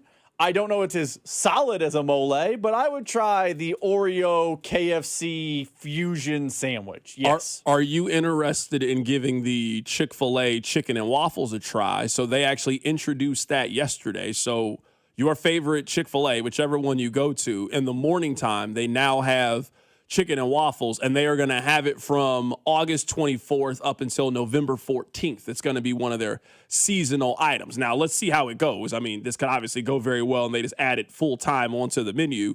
Are you interested in the Chick-fil-A chicken and waffle sandwich? Because I am very interested in it. I'm interested in it. I will also say I don't know that Chick-fil-A is going to be the best at chicken and waffles, but I will give it a try. Because their seasonal menu, historically, pretty good. They had that hot honey and pimento cheese sandwich I liked. So, yeah, I will definitely be trying that as well. I mean, this sounds really good right here. I ain't going to sit here and lie to you. Listen to this. Warm maple-flavored waffles. Your choice of an original Chick-fil-A filet, spicy filet, or you can get a grilled chicken breast topped with smokewood, applewood bacon, and a honey butter spread served with a side of syrup. I mean, Rob, I don't know. That sounds pretty delicious to me. That sounds like something I'm willing to give a try at Chick-fil-A. We might have to do this and report back tomorrow. I might stop in there. We got to get it before 10:30. I don't like it as a breakfast item. I'm going to try it. Oh, so hold on. So listen to this. I didn't know this. They have this as a breakfast sandwich in a smaller portion, kind of like the chicken biscuit. Okay. But you also can order this as an entree until closing time as well, but it's going to be a full-size chicken fillet. It's not going to be the little mini guy. It's going to be the regular-sized chicken. I'd be all in on that. Now, I also would say don't get it grilled. If you're going to lean into chicken and waffles, don't get a grilled chicken. Don't go halfway. Commit to it. Get a fried chicken and waffles. Okay. All right, I'm just curious to know. You know what? This is the question we need to ask Patrick Mahomes whenever we talk to him. We're not that far away from talking to him. I have a running list on my phone of questions to ask Patrick Mahomes. Football and non-football related. I'm prepared for the season. I'm in mid-season form with some of my random questions for Patrick Mahomes. So he spoke with the media earlier today, and let me play for you what he had to say. He was asked if he has any hesitancy in his knee right now. Here's what he said. Obviously, I haven't played in the game and been able to get hit, but having people around me and competing and doing stuff like that, it's almost like I do everything I naturally do, and then after, it's kind of like the coaches come to me like, hey, like, let's calm down a little bit. It's just like being a competitor, I want to go out there and win. I want to go out there and give everything I have for the team, and so I haven't had any hesitancy kind of throughout the plays. It's kind of the coaches talking to me after and telling me we're just practicing. It's not a real live game, and so other than that, we've been good. The only reason, Rob, I am willing to entertain the possibility that Patrick Mahomes is going to play this weekend is because the game's at home. How much? Let me ask you this. I could just see them having him go out there. To what level are you entertaining it, though? Because, like, if you're, like, entertaining it to, like, a 5%, okay, who cares? Like, what level are you entertaining this? If he plays on Friday, I think he goes out there for one snap just so the crowd can go crazy. He comes in, he hands the ball off to Kenneth Walker. They then take him out of the game. He gets a round of applause. I do not think that he is going to play a series in the preseason. I think they are committed to that now. I thought there was a chance he could play in Saturday's game. We have now seen the results of that. I don't think they're playing him in this Friday game. I think they're going to be fully committed to letting Garrett Nussmeier play as many snaps as possible. Justin Fields play as many snaps. I mean, the Chiefs have just kind of told you how they're handling this preseason. Now, I'm not saying it's right or wrong. Let's see how they start. But I think they've told you how they're handling the preseason. I don't expect Rashee Rice to play. I don't expect Xavier Worthy to play. I don't expect a whole lot of Kenneth Walker. I don't expect a whole lot of Chris Jones. I don't expect Patrick Mahomes to play. Like, they've told you, we think we're good. We know who our nucleus is. These 12 guys are not participating in it. These other guys, so yeah, Jalen Moore will go out there. If somebody's 50-50 on an injury, I assume it will be more cautious than otherwise. So I don't think Joshua Simmons is playing. I don't think Trey Smith is playing. Like, there's going to be 15 guys that are obviously contributors to the team in the regular season that are not going to participate. And I think they're throwing the preseason away, which, again, I'm not telling you it's right or wrong to do. But I thought there was going to be a time where they were going to let Patrick Mahomes play in a game and at least let him play a series or two.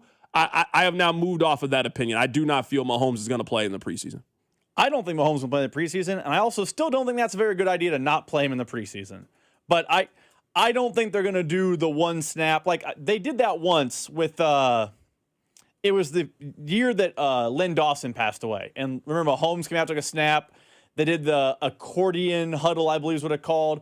Everyone did a cheer. They took a delay of game. He came off the field. I don't think they're going to have that moment on Friday night for the fans because I think they know the fans aren't coming on Friday night to watch whatever you call that level of football. So I don't think there's any chance, any level of entertainment, any thought, any whisper, any glimpse of an idea that I think Patrick Mahomes is playing a moment, even if it's a fake handoff moment in the preseason. Do you think they announced it before that he's not going to play? Yeah, yes. So you think tomorrow Andy is going to stand before the media and say that Patrick Mahomes is not playing in the preseason? I think during his 1 o'clock, 12-minute, hey, here's the spiel. Yeah, that'll be the first thing he says. That's the first question to ask him. Hey, is Patrick playing in the preseason? And he's going to say no. We're going to go with. I think he'll even say no. We're going to go with Justin and Garrett, but Chris Oladokun is going to get a majority of the snaps. I think that's what's going to happen on Wednesday. Now I will say this: this will obviously be the results and playing the results. But you and I have had a lot of conversation with Mitch Holthus. And Mitch Holthus is a strong believer that one of the reasons why the Chiefs have started so well in September was how they've handled August. That the Chiefs were still one of the teams that kind of valued the preseason, really valued the work at training camp, tried to maximize that time, and really gave them a leg up. That is not how they are handling it this year. They've had a very disjointed training camp from a who's available standpoint. Rice is here one day, now he's out. Mansour Delane is here for a little bit. Now Trey Smith is out. There haven't really been a lot of days at camp, Rob, where you think they've had their full 22. Here's the offense, here's the defense, 11-on-11 drills, let's go. They just haven't had a whole lot of those as a team. So it'll be very interesting, especially because their first game's the Broncos. Bo Nix is playing in these games. We had some questions about Bo Nix, but he's playing in these games. Jalen Waddle, Cortland Sutton, the Broncos are playing in these games. So it's interesting to me. They got the Colts. For whatever reason, the Colts just always give the Chiefs just a random hard time. I just can never explain it. Our whole lives, Rob, they've just always played these very weird games against the Colts. Now, the schedule changes a little bit once you get past those first two games, but it'll be very interesting to see if how this August is gone, if that has any effect in their first two home games of the season. I will be fascinated. And to that point, I saw Nate Taylor report earlier today that Kenneth Walker, or Ken Walker, whatever he prefers, is not practicing today with a foot injury. So I know it's not camp anymore, but another day where one of your main guys not practicing. So Mitch Holthus and Andy Reid and co., I feel like they say it every year in September. Continuity, continuity, continuity. Continuity is king because of camp. It has not been continuity up at camp. It has not been everyone up in St. Joe doing what they're doing usually. So it will be interesting to see how they open the season.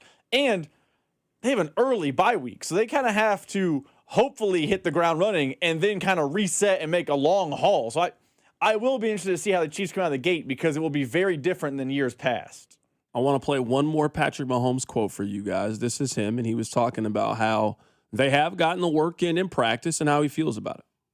Honestly, the more we practice, the better I feel. I think sometimes when I take the days off and you don't do anything is when you might feel some soreness or whatever that is. But when we kind of started getting in the groove of practice, it's like every day I came back to practice, I feel even better and even better. And so I got to learn through that process. And so now the days off, I make sure to come in and do some type of mobility, some type of work with Julie, just kind of get the range of motion going. And I think I found a good spot now that after some of these days off, I felt better and better. And so that's stuff I'll have to learn throughout the year. But I think it's a positive that the more work that I do, the better I feel. Yeah, I think everybody can understand what he's saying there. I think that makes perfect sense. I mean, it's so hard to say with Patrick because I would not be surprised in the least bit if we see Patrick in that first game against the Broncos. He goes out there and throws for 300 yards, 2 touchdowns, and he just has that I'm still the best player in the NFL. I can't believe you guys question that attitude. I don't think anybody could be surprised if he plays that way as well. I also could see a scenario in which he's a little bit slow, a little bit rusty. The accuracy really is noticeable that it's a little bit off, and it's just going to be an adjustment, get back into the swing of things. Like you're going up against a very complete defense, a defense that has some of the best pass rushers in the league, a defense that has, in my opinion, the best corner in the league, a defense that is one of the 5 best in the league. So that is a noticeable difference from what you've been going up against in these practices. And the Chiefs can simulate it as much as they can.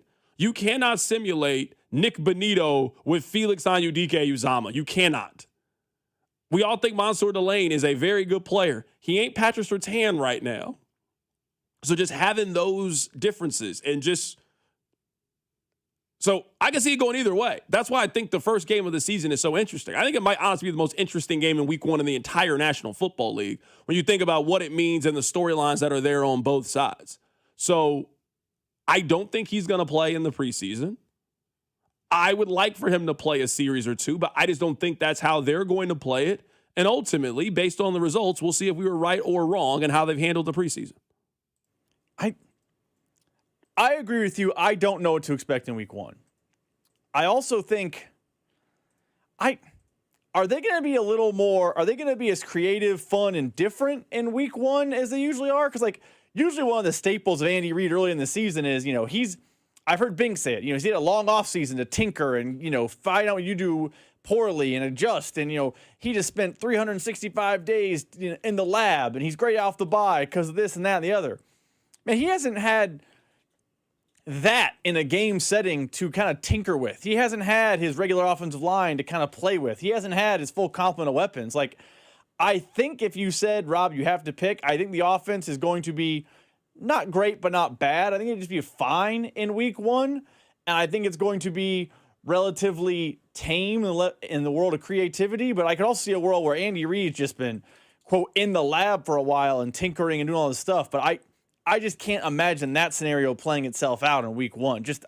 The lack of continuity makes me think that scenario wouldn't play out. I want to play one more clip for you guys here. Coming up in a little bit, we're going to head to Baltimore to be joined by Cordell Woodland. We were in Denver earlier. Let's take a closer look at the Ravens as well, as the AFC just feels very up for grabs right now on who the best team is going to be. Here is Paul Feinbaum talking about the rule right now that the Big Ten has, and he believes that the SEC is eventually going to follow the lead of the Big Ten, and they're going to ban these professional players from coming back and playing in college. I have no doubt the Southeastern Conference will do it the same thing. But why did they issue that boilerplate statement last night when everyone was waiting for some direction?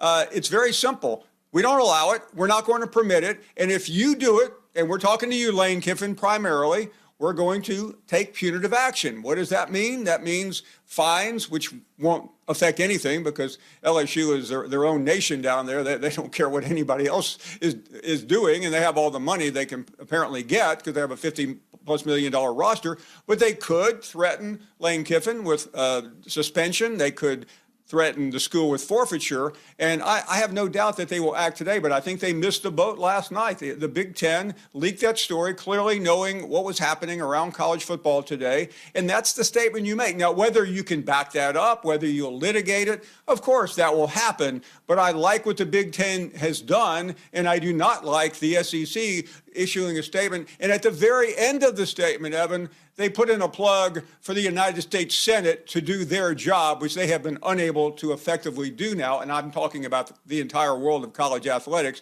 for about the last 15 years. I think at this point it is very simple what's going to happen, at least in relation to this story.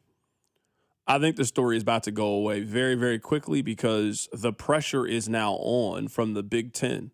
The Big Ten, they're the leaders. If you've won the last, 3 national championships, and you're at the forefront of this conversation, and you have the maybe best 2 teams in the sport with Indiana and Ohio State, you kind of get to dictate some of the rules. And the Big Ten, they fired off the first bullet. Hey, we're not letting these guys play.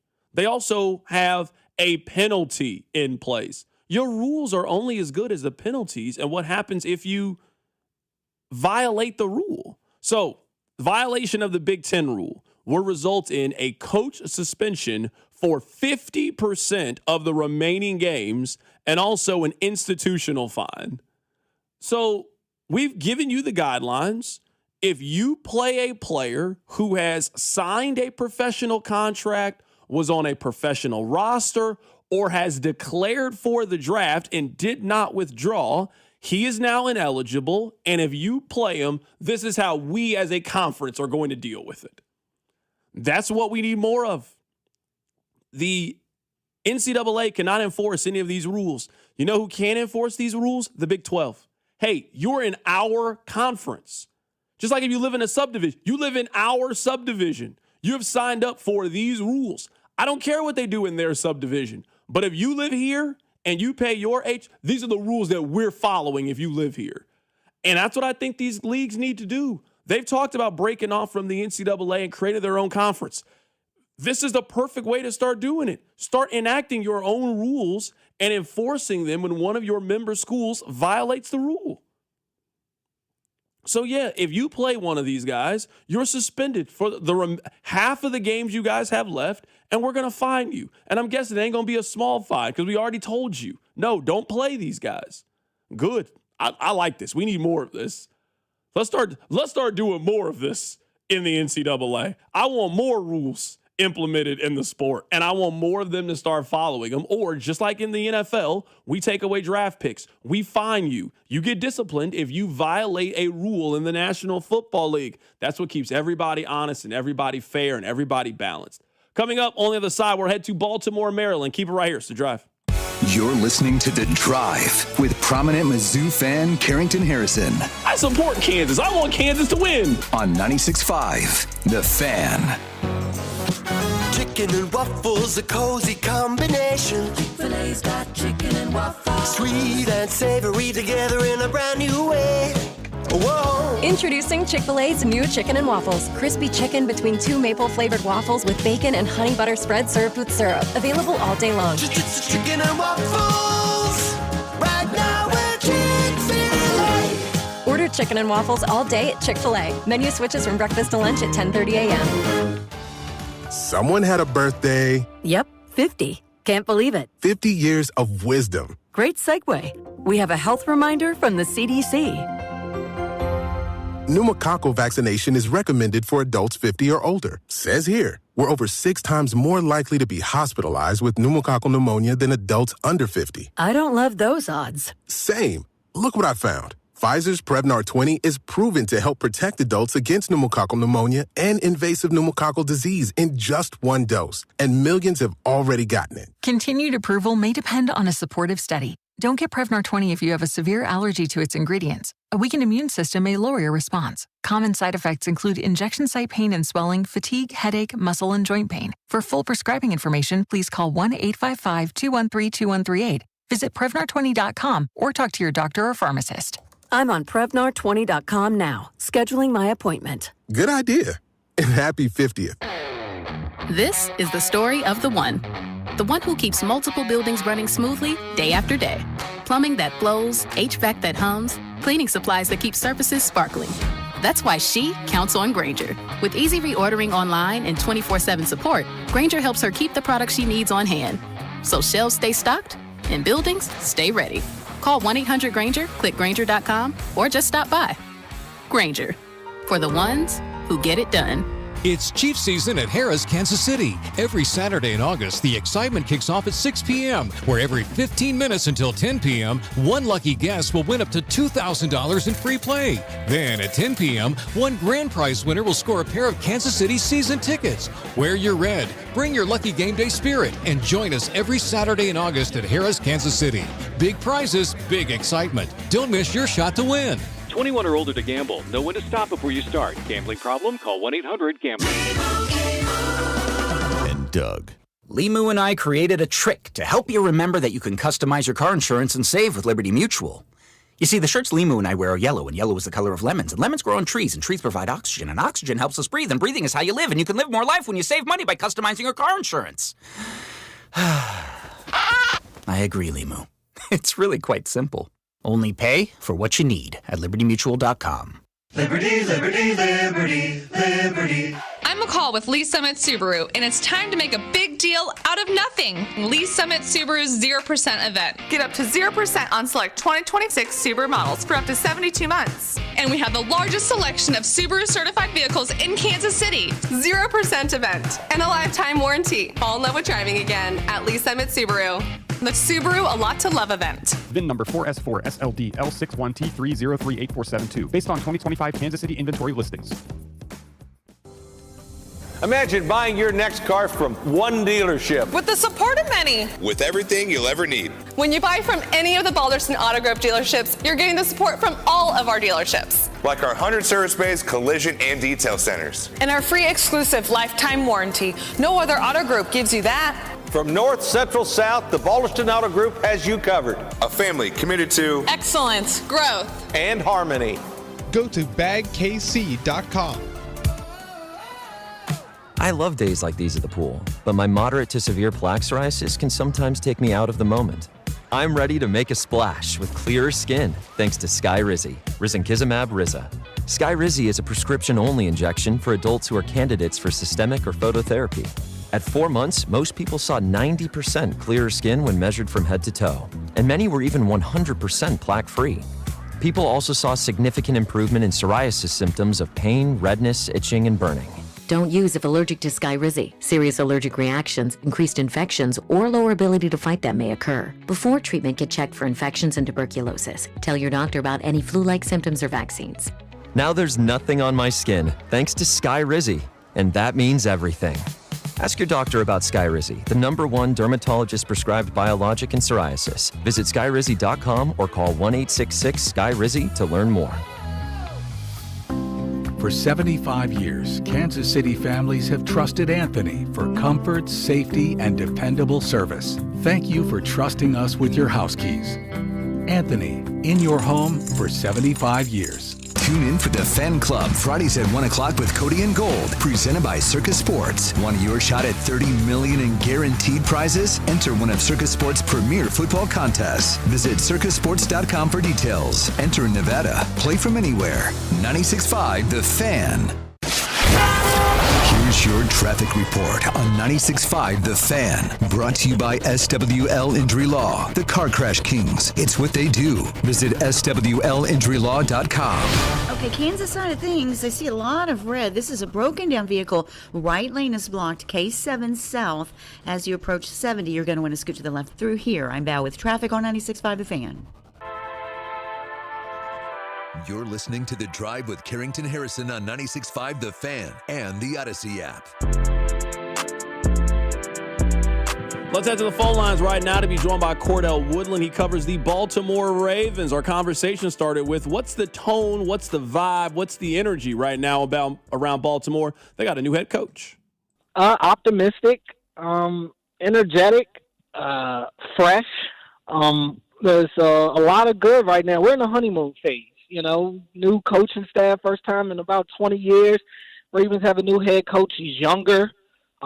He actually has a expertise in terms of a side of the ball. He's a defensive coordinator, one of the young, bright defensive coordinators, one that was in this building a few years ago. I believe, what was he, a DB coach, I think, or a linebackers coach, I forget. But younger guy, even if you look at the offensive coordinator, Declan Doyle, who came over from Chicago last year. He's 29 years old, you know, calling plays for this offense led by Lamar Jackson. So a lot of fresh energy around here, and everybody's talking very highly of everything that's going on in the building. They're talking very highly about the communication. That's probably been the biggest thing that the players have talked about in terms of the difference between the last regime and this one. They talk about communication being much more clear, guys' roles being defined. They know exactly what's being asked of them.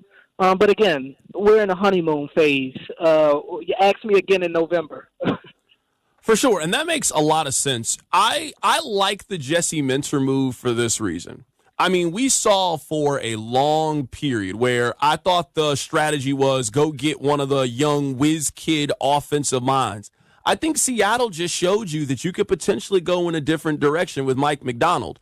I'm now looking at the Ravens. That's kind of what I think they're trying to do. Hey, let's find the early 40-something defensive wizard. We already got a lot of the offensive pieces that are already in place. Let's get this defense back to being elite, and let's get Lamar healthy and give him the weapons and option that he needs. I understand the strategy that they went through, and I also understand what you're speaking to as well, is this team just needed some new energy. They had just felt very repetitive over the last 4 to 6 seasons.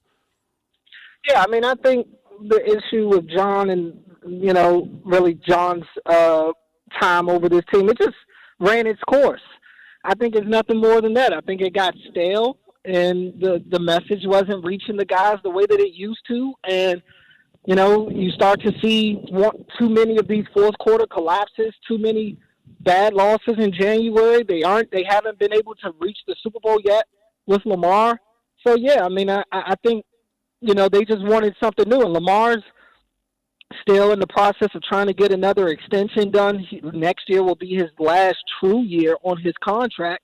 So I think they felt like they had to make a move to do something to try to go into what they're calling it the next era, the new era of the Baltimore Ravens. And, yeah, I mean, you know, the Ravens' history says that they do pretty good when the defense is the tip of the spear for their team. And I do think that's going to be the case again this year. I think that this defense could absolutely be a top 10 unit in the league. Offensively, we'll see. They have the weapons, no doubt. And Declan Doyle is one of the younger, bright minds in the league, but he's a first-time play caller. This offensive line still concerns me. That doomed them last year. And I think their O-line is better this year, but how much better, I'm not exactly sure. They still don't know who their center is going to be. The guy who was in the lead position for that, he just went down last week for the year. So you still got to worry about that. You talk about pass catchers. Outside of Zay Flowers, I mean, everybody else is kind of like a what-if situation. So they do have talent. You got Lamar, you got Derrick Henry, you got Zay. They can definitely make some, noise. I think that's good enough for the regular season. The question for the Ravens is going to be the question that has been since forever. It's what are they going to do in January? So let's talk specifically about the quarterback position. Let's talk about Lamar Jackson. Are you expecting him to bounce back? That was not a typical Lamar MVP type season from him. No, it wasn't. I think if he's healthy, I think he's absolutely going to be Lamar. I don't have any doubts about that. I mean, that's what he's been throughout his career. And last year, they had one of the worst offensive lines in football. And Lamar, unfortunately, had to be one of the immediate impacts of that by him continuously getting hurt. He had so many lower body injuries last year that, to his credit, he played through, but he didn't look like the typical Lamar Jackson. Now, he still had his moments. You go back to that Week 18 against the Steelers with their season on the line. What does he do? He's throwing the ball to Zay Flowers for multiple touchdowns. He makes that crazy throw to Isaiah Likely to put them in field goal range to win the game before Tyler Luke misses the field goal to end their season.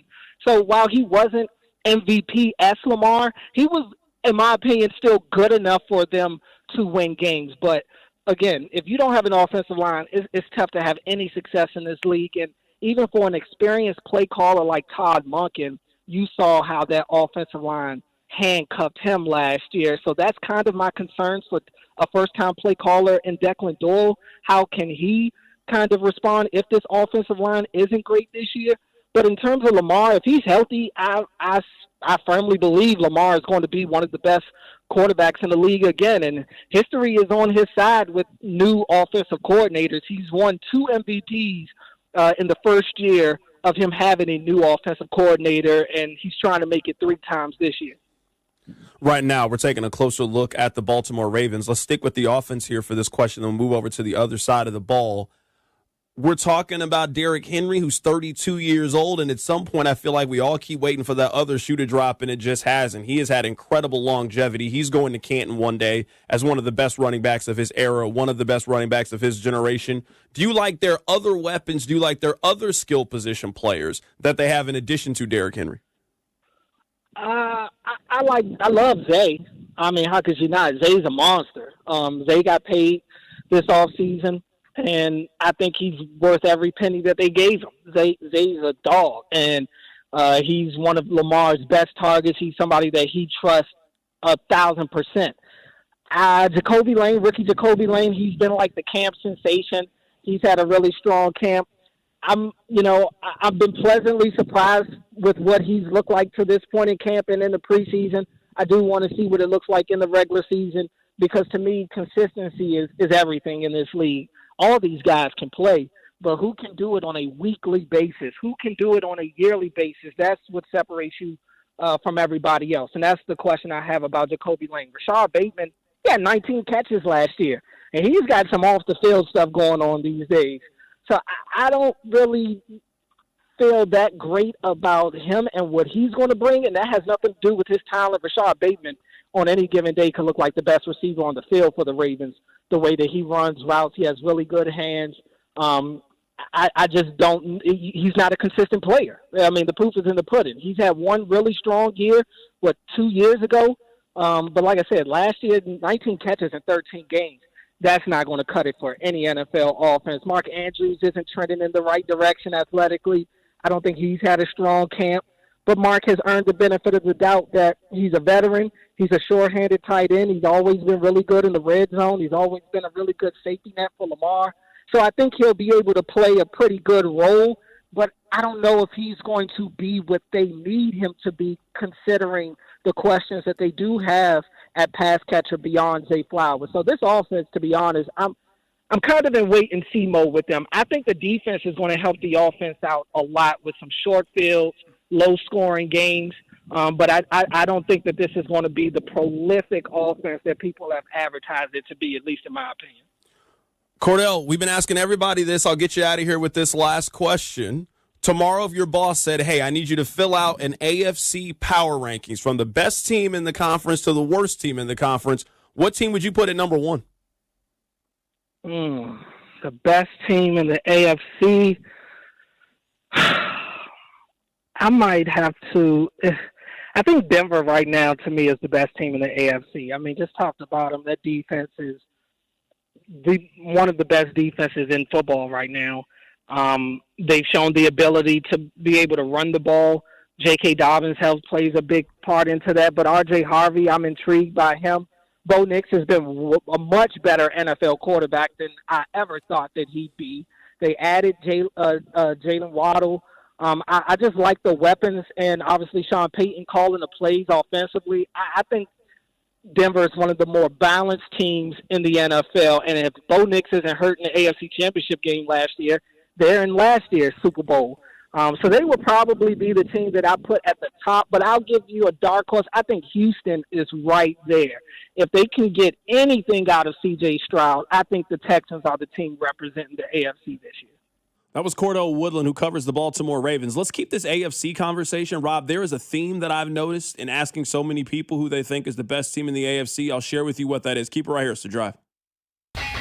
The Drive is always streaming live on our YouTube channel. If you're a bad tipper, that's okay. You're all right. I'm not here to judge you for that. Just search for 965 The Fan. Here's your traffic report on 96.5 The Fan. Brought to you by SWL Injury Law, the Car Crash Kings. It's what they do. Visit SWLinjurylaw.com. Okay, Kansas side of things, I see a lot of red. This is a broken down vehicle. Right lane is blocked, K7 south. As you approach 70, you're going to want to scoot to the left through here. I'm Val with traffic on 96.5 The Fan. This report is brought to you by Go Car Wash. It's your time to go shine. For a limited time at Go Car Wash, mention radio and get any wash for just $5. Yep, any wash. That's up to 80% off our best wash. Visit Go Car Wash today. It's your time to go shine. Hey, let me tell you guys about my friends over at Gates Barbecue. And with 5 locations around town, you are never too far away from the best barbecue in Kansas City. So it doesn't matter if it's just you and the wife going out for lunch, go pick up the nooner. Maybe you're grabbing dinner. So you want to get 2 beef on buns. Maybe you want to get a mixed plate because it's just you eating. Maybe you're hosting a watch party. I mean, football is right around the corner and you plan on watching a little week 0 college football action. Well, make sure you got your small party tray. Make sure you got your large party tray. Maybe you're having people over to celebrate the start of the football season. You know the holidays are right around, so you want the presidential platter. You know with any Gates order, you got to make sure that the sides are absolutely on point. So you already know about the classic fries. Got to make sure you get the seasoning on there. You got to get the burnt mac. That's starting to be a must every single time I go in there. You get the mac and cheese. They also get the burnt ends. They top it on the macaroni. Let me tell you, it's fantastic. It doesn't matter what your barbecue needs are. With football right around the corner, the holiday right around the corner, make sure that whatever it is, it includes our friends over at Gates Barbecue. Hi, I'm Danny Gravett, Division Manager at Ready Services. For over 6 decades, my family has kept Kansas City comfortable, and I've been proud to be part of it for over 50 years. When a pipe bursts or the AC quits, you don't need a quick fix. You need a team you can trust. As a family-owned company, Ready Services delivers expert plumbing and HVAC services with honest repairs at the right prices. We guarantee you expert services without the high-pressure sales pitches. Get the job done right the first time. Contact us at ReadyServices.com today. That'll be 5452. Perfect. Grab the bags, honey. Mom, why do you always check your phone before we pay? I'm just claiming my cash back on the Upside app. Since we're getting a $10 bonus on groceries here and we filled up the car on the way, we already earned enough this morning to pay for some extra treats you can bring to school this week. Wait, so the app pays for snacks? Not exactly, but the cash I earn on stuff we need helps us pay for the stuff we want. It's just a little win for our family every week. With Upside, you can earn cash back on your everyday essentials and back-to-school favorites. The free app also gets you cash back on routine purchases like gas and dining out at more than 100,000 locations nationwide. No points, no rebates, just cash back straight to your wallet. Download the free Upside app and use promo code HANDBOOK to get a $10 bonus on your first purchase. That's promo code HANDBOOK to get a $10 bonus. Remember, use promo code HANDBOOK. Offers vary by user and location at participating merchants. Go to Upside.com for terms and conditions. You already live for football. The jerseys, the Sundays, the bets you sweat all week. At Fanatics Sportsbook, we see it, and we reward you for it. Every bet you place earns fan cash. Win, lose, or push. Spend it on the jersey you've been eyeing. Tickets so close you can hear the play call. A rookie card you never sell. Or your next parlay. From your next bet to your next great sports memory, Fanatics delivers it all. Rewards hit different here. Plus, new customers can bet and get up to $1,000 in fan cash. Fanatics, the only sports book to reward every bet. Must be 21 plus. Gambling problem? Call 1-800-GAMBLER or 1-800-MY-RESET. CT, call 888-789-7777. MA, call 800-327-5050. NY, call 877-8-HOPE-NY. MD, visit mdgamblinghelp.org. Based on leading U.S. sportsbook analysis, July 2026. Offer not available in all states. Terms apply. See Fanatics app for details. Car wreck? Get the money you deserve. Mike's got this. Paid for client betrayal and endorsement. The choice of a lawyer is an important decision and should not be based solely upon advertisements. Give me one good reason why I should call DM Law. How about 3 great reasons? 1, it's easy. 2, it's fast. 3, the results. Mike's got this. 816-888-7500. Mike's got this.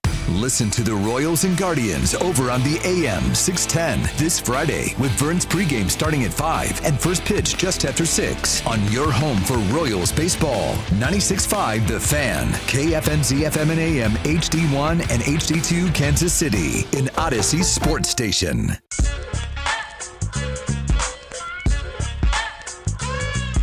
All right, I have 2 things. Now, I know what usually happens. You guys get mad at me sometimes for simply presenting the topic, but we need things to talk about. I want to read 2 texts that we got during the Ravens thing. And I just want to ask you guys how you think other people feel. I'm not saying that you shouldn't feel this way. I just want to preface it that way before you guys start yelling at me on the text line. Someone said, please keep sleeping on Mahomes. I want the rest of the league to stay asleep. He's breaking hearts this season, and they won't be in KC. Somebody else replied and said, a defensive team isn't going to the Super Bowl this year. Neither of those teams have a great quarterback, and if Patrick is in it, you can't pick against them, no matter the roster difference. I'm just asking the question. Rob, do you think that other teams are afraid of Patrick Mahomes? Because this is the analogy that I would make. You know how we compare the Chiefs to Kansas basketball a lot? And they've been very similar, I would say, over the last 8 years or so. I don't think you ever go into Allen Fieldhouse thinking that you are going to win. But I do think what we've seen over the last 2 to 3 seasons, if you're one of those kinds of teams, you can go in there thinking that you got a really good shot to win. More so than any time that I can remember. If you're Arizona this upcoming season, or Texas Tech this upcoming season, or there will be 1 or 2 other teams in the Big 12 that emerge, you can go into Allen Fieldhouse and win. Now, you better have respect for Allen Fieldhouse because it can humble you in a heartbeat. But I don't look at Kansas as, hey, you're going to win out of 5 years. I think that time could be over for Kansas, at least in terms of home games. I'm not saying that Patrick still doesn't have the ability to absolutely sting you. I do. But I'm solely going off of the numbers these last couple of years. This quarterback is not scary. So if you're Houston or you're Denver or you're Seattle or the Rams or a team that can match up on the outside with Kansas City and you got weapons to slow down what they want to do offensively, I'm not sure if those teams fear Kansas City's offense the way that we know they did in 2022. Or when the Chiefs could just bat and just hit you over the head, and next thing you know, you look up and it's 27-10, and it's time to just start heading for the exits. I'm not sure if other teams feel that way about the Chiefs. I know Chiefs fans still talk that way about Patrick Mahomes. I'm wondering if you think outside people. Do you think if we have this conversation in Buffalo or Baltimore or Houston or the Chargers or Denver, do you think they still look at Patrick Mahomes that way? I think after last year outside of Kansas City, they don't look at him that way.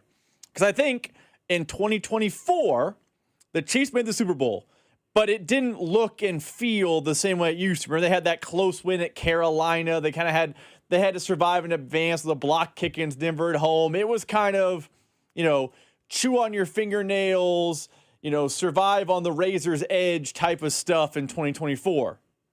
And then in 25, I think if you're doing radio today in LA or you're doing radio today in Vegas or Buffalo or Baltimore, Pittsburgh, what have you, I think last year the rest of the league thinks, yeah, there's no reason to fear Patrick Mahomes anymore because there was nothing to fear. The Chiefs had the ball with a chance to win the game in the first game of the season down in Sao Paulo. Didn't do it. The Chiefs, they were down. They had a chance to come back and win against the Eagles last year. Just didn't do it. Last year, they were up big late. Hey, it's time to ice down the Jags. Didn't happen. On the road at Denver, up 19-16. Here we go. Chiefs are back off the bye. Didn't happen. On the road at Buffalo last year. Hey, we're going to make a statement. We're back. Didn't happen last year. Thanksgiving Day, it's go time. Didn't happen. I think last year the league feels like the Patrick Mahomes reign of terror came to an end because every time it was time for him to go be the Grim Reaper, he didn't go do it. The Chiefs lost those games. And I asked that question for this reason. A couple people have sent this in. Yes, other teams are absolutely afraid of Mahomes, but are other teams afraid of the Chiefs? Absolutely not. C-Dot, you made the point earlier that Mahomes has won multiple Super Bowls with Juju Smith-Schuster. If the league doesn't fear that man, who do they fear? The reason I bring that up is last year, teams did not talk about the Chiefs with the measure of respect that they used to. Remember when Sean Payton said this? We've done a good job. Obviously, there's a certain way a game's going to unfold, and this is to our advantage, we think. Offensively, we'll pick it up here. We converted some third downs. We had good field position with the return game, but the team we're playing is more of a first-half team. I like the way our defense is playing. That's a key matchup. I mean, that was a really big statement. There was a time you would have been laughed out of the arena for saying something like that to the Kansas City Chiefs. Again, I don't want you guys to think that I'm saying it's right or wrong. I'm just simply asking the question about Mahomes and this offense. Do you think that they still impose that level of fear in other teams the way that they used to?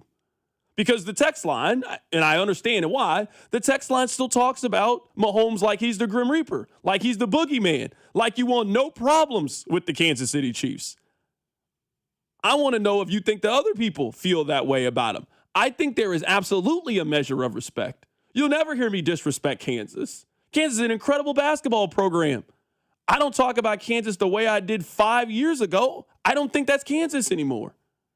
I don't think Kansas is the hands-down odds-on favorite to win the Big 12. I don't think they're going to be a 1 seed this year in the NCAA tournament. I think they're a good college basketball team. I think they'll be good this year. I don't think you got to be afraid of Kansas anymore if you're one of those teams anymore. I just wonder if that's how other people now feel about the Chiefs. Do you think that if we asked Jeremy White or whomever about this, that lack of fear started when the Chiefs got walloped in the Super Bowl? Because that's what it feels like to me.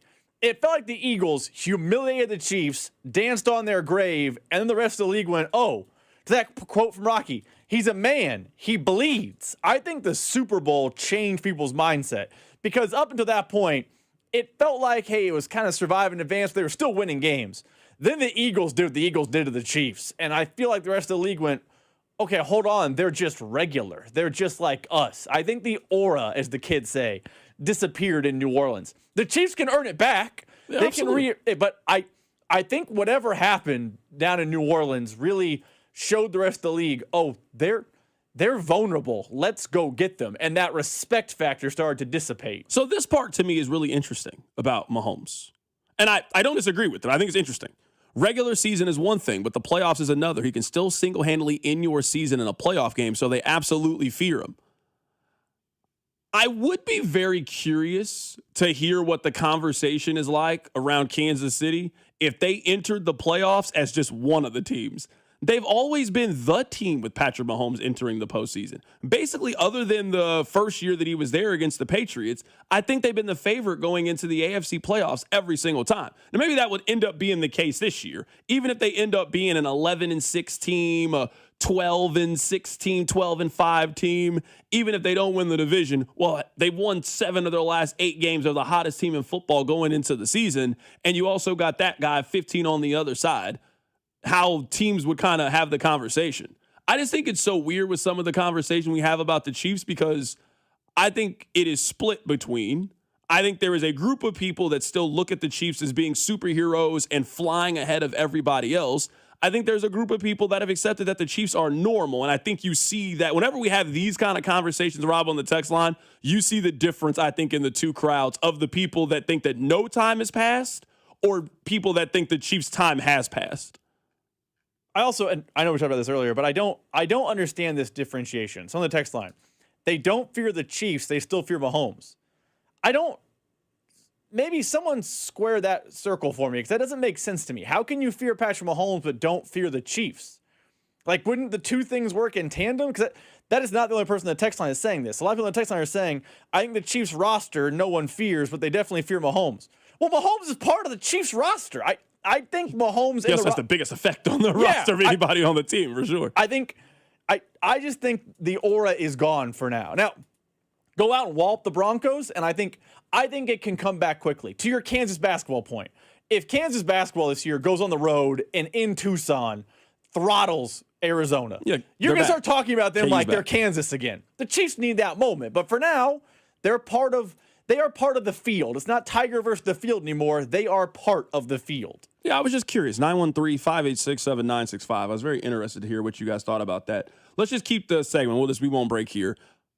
So this is what I've learned in the conversations that I've had with people from around the country with their various teams. So Houston, Dallas, whatever it is. Because I've been asking everybody, hey, who do you think is the best team in the AFC? Just because I don't know if there is a correct answer in the AFC. If you think the Chiefs are the best team in the AFC, I honestly cannot tell you that you're wrong. If you think New England's the best team, if you think that Cincinnati will be the best team, like there's genuinely 9 teams that I think could have a claim at the end of the season. I mean, I'd be surprised if Tennessee was the best team, or I'd be surprised if Vegas. But for the most part, outside of the bottom 5 or 6 teams in the AFC, you can make a case for anybody. I don't think that people nationally, their default is Kansas City right now. I think their default is Buffalo. I also haven't heard anybody answer that question with any measure of conviction when I've asked them. It usually is, I don't know, man. That's a good question. Then they got to think about it. And they're like, I guess I'll say Baltimore, or I guess I'll say Buffalo. As of now, I think the national default on who the best team in the AFC is Buffalo. I think if you polled 100 national people or people outside, who do you think is the best team in the AFC? It's Buffalo. But I don't really get the sense that those people say that because they like Buffalo the most. I just think Buffalo has become the very safe answer because of who their quarterback is. Like, of all the teams in the AFC, I think Buffalo is the safest bet to make the postseason because of what they've done over the last 5-6 years or so. I would be a little surprised if Buffalo won the Super Bowl, just given how it's gone for them the last couple of years. But I'd also be surprised if they were bad this year, too. Like, they're just a very, very safe pick. So at least for me, when looking at Buffalo and trying to be objective about it, I don't know if Buffalo has ever had the runway or the window that it appears to be right now. The AFC appears to be very vulnerable. It's never been vulnerable with Josh Allen as starting quarterback. Not at any point until probably 10 months ago. Because coming into it, we all thought Kansas City was the best team. And then around October, November, I think we started to realize, oh no, man, Chiefs kind of in trouble. They really got to get going here. And that's when it kind of was, well, I don't know who I like in the AFC, but they got Josh Allen, so I guess they need to win. Because you would say right now in the NFC, there's no runway. I mean, if you're Chicago, you got to go through a team. You got to go through the Rams. You got to go through the Seahawks. You don't feel like you got to go through anybody if you're in the AFC. So the pressure, the expectation, the buildup, it's on Buffalo, it's on Baltimore. Those two teams got to answer. They got to walk through that championship door. Kansas City's done it already. Cincinnati's been to a Super Bowl. New England's been to a Super Bowl. It's not the worst thing in the world if the Patriots go back to the postseason and lose in the second round. It's an absolute failure if that's how this season ends for Buffalo. But I just don't get the sense that anybody really likes Buffalo. They just feel like the right answer. Let me ask you this, and maybe we're saying the same thing, just saying it different. You're saying you're getting a lot of Buffalo to that question. Is that because the national perception, the perception outside of Kansas City is the best quarterback in the AFC is in Buffalo? Because yes. That would be why people's default became Buffalo. Yes. I think for a while, the default was Kansas City because Patrick Mahomes. Like, there were times where I felt like Kansas City did not have the best roster, the best team in the AFC, but they had Patrick Mahomes. You got to pick the Chiefs. Like, we did it for game in, game out picks. I think you're starting to see that now in Buffalo. We just heard Cordell Woodland, catch on the podcast page. He said, I don't know, man. Buffalo, what was his next line? They have Superman at quarterback. I think the national perception, to answer your question, is that Josh Allen has ascended past Patrick Mahomes. I found this old audio because you were talking. It popped back in my mind. We'll go back and we'll play this a little bit. This was almost a year ago. I feel the national perception has now come around to what Bill Simmons said this time last year about Josh Allen and Patrick Mahomes. I think it's much more split on who people think is the best quarterback in the NFL, certainly than it was a year ago at this time. I did not have Patrick Mahomes at the top of the pyramid. When it came right down to it, I just think Josh Allen's the best quarterback in the league. Game by game, regular season, durability. He can make chicken salad out of chicken. From what we saw from Mahomes last year, which I want to go into in a second, I just don't think it's fair to put him over Josh Allen, especially because Mahomes didn't win the Super Bowl last year. So when you saw that, what was your reaction? My first reaction was I thought this goes against everything I thought I knew about you in terms of, honestly, from having, read you, listened to you, working with you, talked to you. I thought you had sort of a life principle that when one guy has the belt, somebody's got to come take the belt. If it is that close, and Patrick Mahomes has been to 5 Super Bowls, won 3, has played Josh Allen 4 times in the playoffs and beat him every time. I hear what you're saying. Those aren't Josh Allen's fault. I totally agree with that. But still, somebody wins, somebody loses. That's sports. I feel like Allen needs to either beat Mahomes and get to a Super Bowl or just win a Super Bowl to actually get the belt. I guess my question is it possible that he might have peaked a couple years ago as like Apex Mahomes? I'm talking through it. I'm not trying to be a reactionary guy. I just don't think he was as good last year as he was in that 22 season and some of those other years. So this is from last year, from August 12th of last year. You remember that was deemed to be a wild opinion about Patrick Mahomes. I don't think nationally that is the wild opinion anymore. From my perception of talking to a lot of different people, AFC, NFC, all of these things, I think you are seeing the conflict of one person's resume is better than the other person's, and it's not really close. At least the perception is one quarterback is playing a lot better than the other one. So there is no denying that if I show you everything Mahomes has done in his career and everything Josh Allen has done, which quarterback you rather take. But I think for some people, it is starting to be harder to remove in week 5, Josh Allen is going to do something amazing and special. And I don't know if people still feel that way consistently about Patrick Mahomes. A question we should start asking people, and this would be a really good question to do a show on. I'd be curious if we asked people last season if the Chiefs had Josh Allen as their quarterback and not Patrick Mahomes. Do you think last year's Chiefs team would have made the postseason? Because I think the text line would be unanimously no. I don't know if we asked 10 sports talk hosts that. I think it's split. I think it's like 6-4, 4-6. I think half of them say yes, the Chiefs make the playoffs if they have Josh Allen as their quarterback and not Patrick Mahomes. And that is never a topic we could have had and had legitimate answers on both sides of why that would have been the case. To make another Kansas basketball analogy, I remember last year there was like the college basketball best coaches list. I do not believe Self was number one. And people like myself were like, how dare you? Bill Self has the best resume. He wasn't coaching the best last year. That's what's happening to Patrick Mahomes and Josh Allen.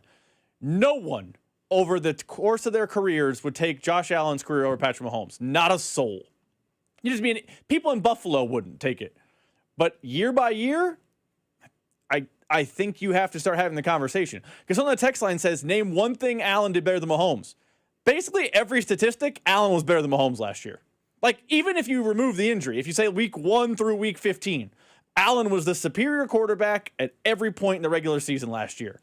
It's like, to your point, I think Mahomes always will have the I got you because I got the Super Bowls, but he needs to show it in the regular season again. He needs to have the 2022 season again. What did Terez always call it? The over my dead body type of game? He needs to have the John Wick season. He needs to have that because right now his seasons are 25-12, touchdowns INT, 25-9.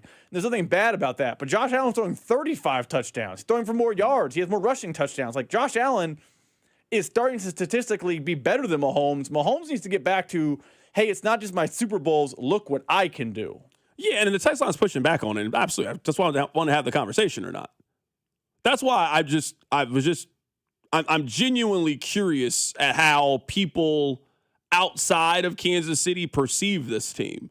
Because I think this is the first time that you have varied opinions on the Chiefs in a very long amount of time. Everybody has felt the exact same way about the Chiefs for the last 5 years.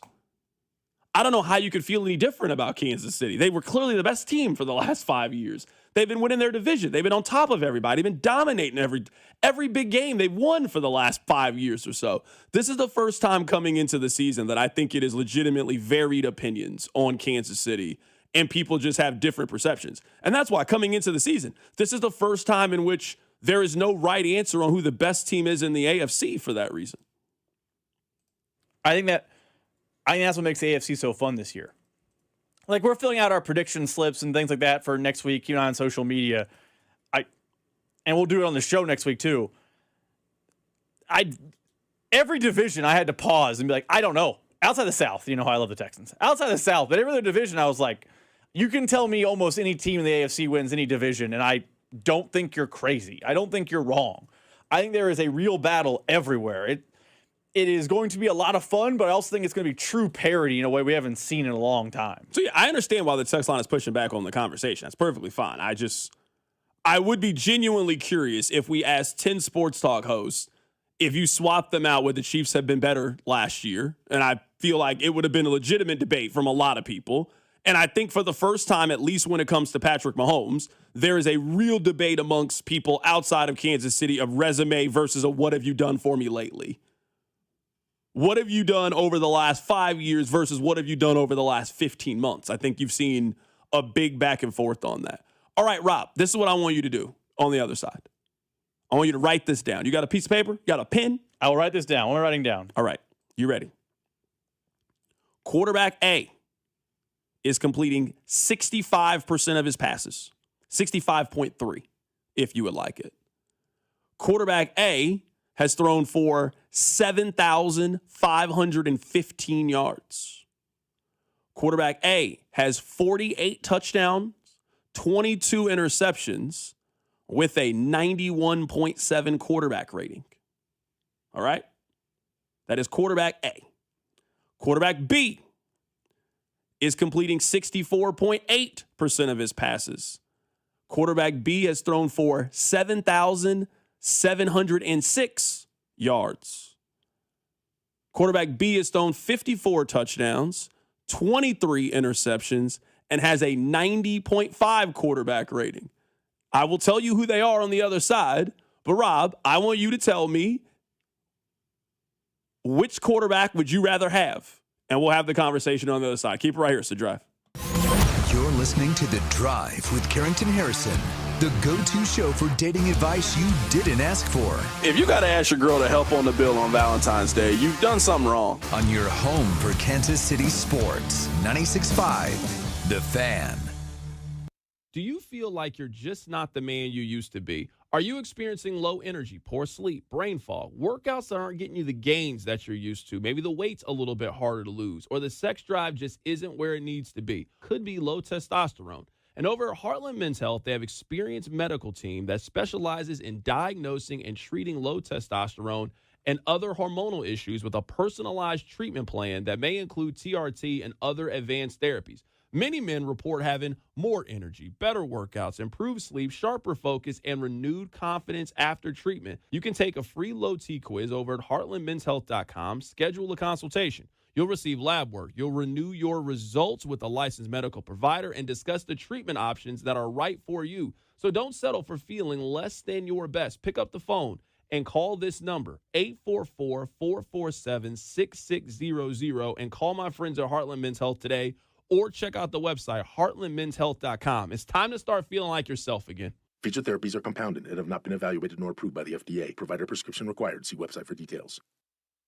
You're listening to 96.5 The Fan from the DM Injury Law Studios. Mike's got this. Car, truck, or motorcycle wreck? Remember, Mike's got this. 816-888-7500. Mike's got this. Bubba Wallace here from 2311 Racing. You know what's slower than a pace car? Waiting at the car wash. That's when I fire up Chumba Casino. It turns those slow minutes into fast fun. With new games every week, you'll never get bored.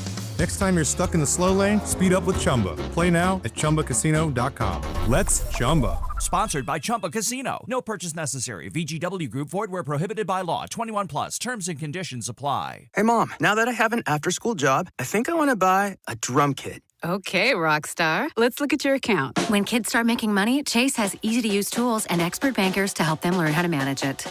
And next month, I'll buy the bass drum and the cymbals. Oh, and maybe some noise-canceling headphones for you. Aw, you've thought of everything. Help kids save, budget, and build financial independence, all with Chase. That's good for kids and good for parents. Visit your local Chase branch and get started. Account subject to approval. JP Morgan Chase Bank, N.A. member FDIC. Finding great candidates to hire can be like, well, trying to find a needle in a haystack, but not with ZipRecruiter. Its powerful technology actively finds and invites qualified candidates to apply to your job. So while other companies might deliver a lot of hay, ZipRecruiter finds you the needle in the haystack. See why 4 out of 5 employers who post a job on ZipRecruiter get a quality candidate within the first day. Try ZipRecruiter for free at ZipRecruiter.com/team. That's ZipRecruiter.com/team. ZipRecruiter. When it comes to my policy, Farmers gives it to me straight, so there's no surprises. It's your coverage. You should never be confused. You hear that? An insurance provider with a conscience. We're a choir, but yes, we have that too. Straightforward coverage you can literally understand. That's what you get when you have Farmers. Bum, bum, bum, bum, bum, bum. Learn more at farmers.com. Underwritten by Farmers Truck or Fire Insurance Exchanges or Affiliate. Products not available in every state. BetMGM, official partner of Major League Baseball, is bringing the high heat all season long. All season long, you can log into the BetMGM app and receive top-tier promos that put you in the batter's box and up the excitement for America's pastime. Step up to the plate all season long with Swing for the Fences, the free-to-play game where every swing could score you rewards. We're talking parlay boost tokens, odds boost tokens, same-game parlay boost, and even bonus spins all season long. And the action doesn't stop there. Get more out of every at-bat and every inning with MLB's same-game parlay boost. Stack your picks and boost your potential payout. Plus, lock in bigger value with MLB odds boost tokens and MLB parlay boost tokens all season long. More boost, more swings, more chances to win. Download the BetMGM app and step up to the plate today. MLB trademarks used with permission. BetMGM and GameSense remind you to play responsibly. Gambling problem? Call 1-800-GAMBLER. See BetMGM.com for terms. 21 plus only. Missouri only. Existing customer offers. Subject to eligibility requirements. Please gamble responsibly. Did you know Skechers makes high-performance footwear for almost every sport you play? Here's what our athletes are saying. Hi, I'm pro basketball player OG Anunoby. I dominate in Skechers basketball. Skechers delivers championship-level performance. I'm WNBA star Jackie Young. Skechers keeps me quick, comfortable, and ready for anything. And you can get high-performance Skechers and hands-free slip-ins technology. Just step in and perform. I'm pro golfer Matt Fitzpatrick. I play in hands-free Skechers golf slip-ins. Find yours at a Skechers store, Skechers.com, or whatever high-performance sports shoes are sold. You're still glowing, flirting, grooving. You've still got it. But your immune system weakens as you age, making it harder to fight illnesses like pneumococcal pneumonia and RSV. Vaccines are a key part of any health routine and can help protect you from getting really sick. Ask your doctor or pharmacist which vaccines you need. See more at PfizerForAll.com. Sponsored by Pfizer. Hey, it's Brew, and I feel like everything in my life depends on being connected. Whether I'm uploading a video, hopping on a call before my show, or video chatting with my family back in Michigan, I never have to think about my Wi-Fi. And that's why Xfinity stands out. You get the most reliable, fiber-powered Wi-Fi with the best equipment at one price for 5 years guaranteed. No contracts or commitments. Plus, you can get online in minutes with same-day Wi-Fi. Restrictions apply. Not available in all areas. Use of fiber or coaxial cable. Learn more at xfinity.com/same-day Wi-Fi. Xfinity, imagine that. The best time to recommit to your gut health goals? Right now. Take charge of your gut with Nature Made. Our clinically studied ingredients support digestive health. Digestive enzymes break down nutrients. Probiotic and prebiotic fiber nourish good gut bacteria. And super greens with probiotics empower daily digestive health. Try the full lineup of gut health support from Nature Made, the #1 pharmacist-recommended vitamin and supplement brand. These statements have not been evaluated by the Food and Drug Administration. These products are not intended to diagnose, treat, cure, or prevent any disease. Here's your traffic report on 96.5 The Fan. Brought to you by SWL Injury Law, the Car Crash Kings. It's what they do. Visit SWLinjurylaw.com. Okay, Kansas side of things now. 70 eastbound, couple of problems. Right and center lanes are blocked. It's debris, crash cleanup. 70 eastbound. As you approach 78th, you will tap your brakes. I do see some red. Okay, coming, into downtown. 71 northbound as you approach 22nd, left lane blocked there. Mindbound with traffic on 96.5 The Fan. Hey, it's George Karlaftis from the Kansas City Chiefs. Welcome to The Drive with CDOT on your home for Chiefs football. 96.5 The Fan. All right. This probably works a lot better visually than audio-wise, but I'll try to be clear.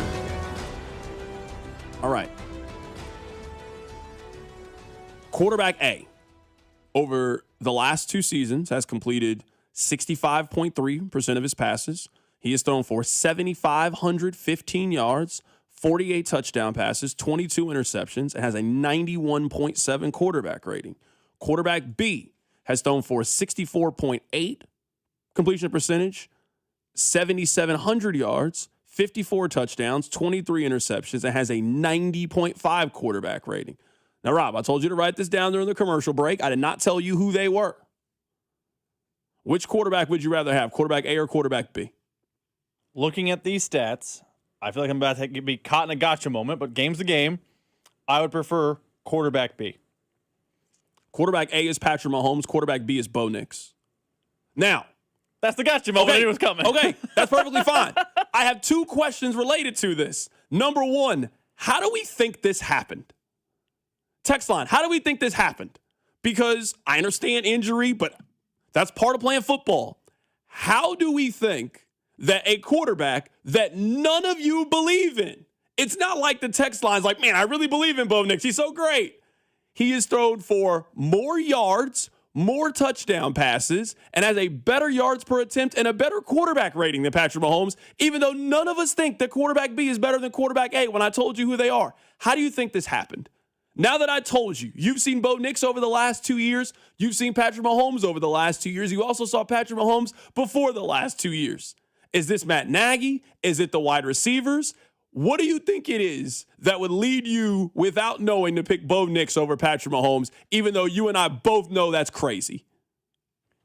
Can it be all of it? Of course, it can be whatever you want it to be. I think everything you mentioned is probably what it is. I think Matt Nagy plays a bigger factor in it than you do. That's fine. I think definitely wide receiver core, although I mean, up until they added Jalen Waddle. Text line's mad now they picked Bo Nix. You know how that exercise was going to go. You know they were going to get you. No, again, I'm not arguing that I think Patrick Mahomes is better than Bo Nix. I'm sitting here saying is one quarterback nobody believes in. If I ask you guys, hey, what do you feel about Bo Nix? Oh, he's not good. Game manager quarterback. Don't trust him. Can't win the Super Bowl with that quarterback. That quarterback has played better than a superhero. I think Patrick Mahomes is one of the 3 greatest quarterbacks in the history of the National Football League. The only 2 I'd put ahead of him are Joe Montana and Tom Brady. How has Bo Nix put up better numbers over the last 2 years than Patrick Mahomes? It's not because I think Bo Nix is more athletic than him, not because I think he has a better arm than him or a better passer. How do you think this happened?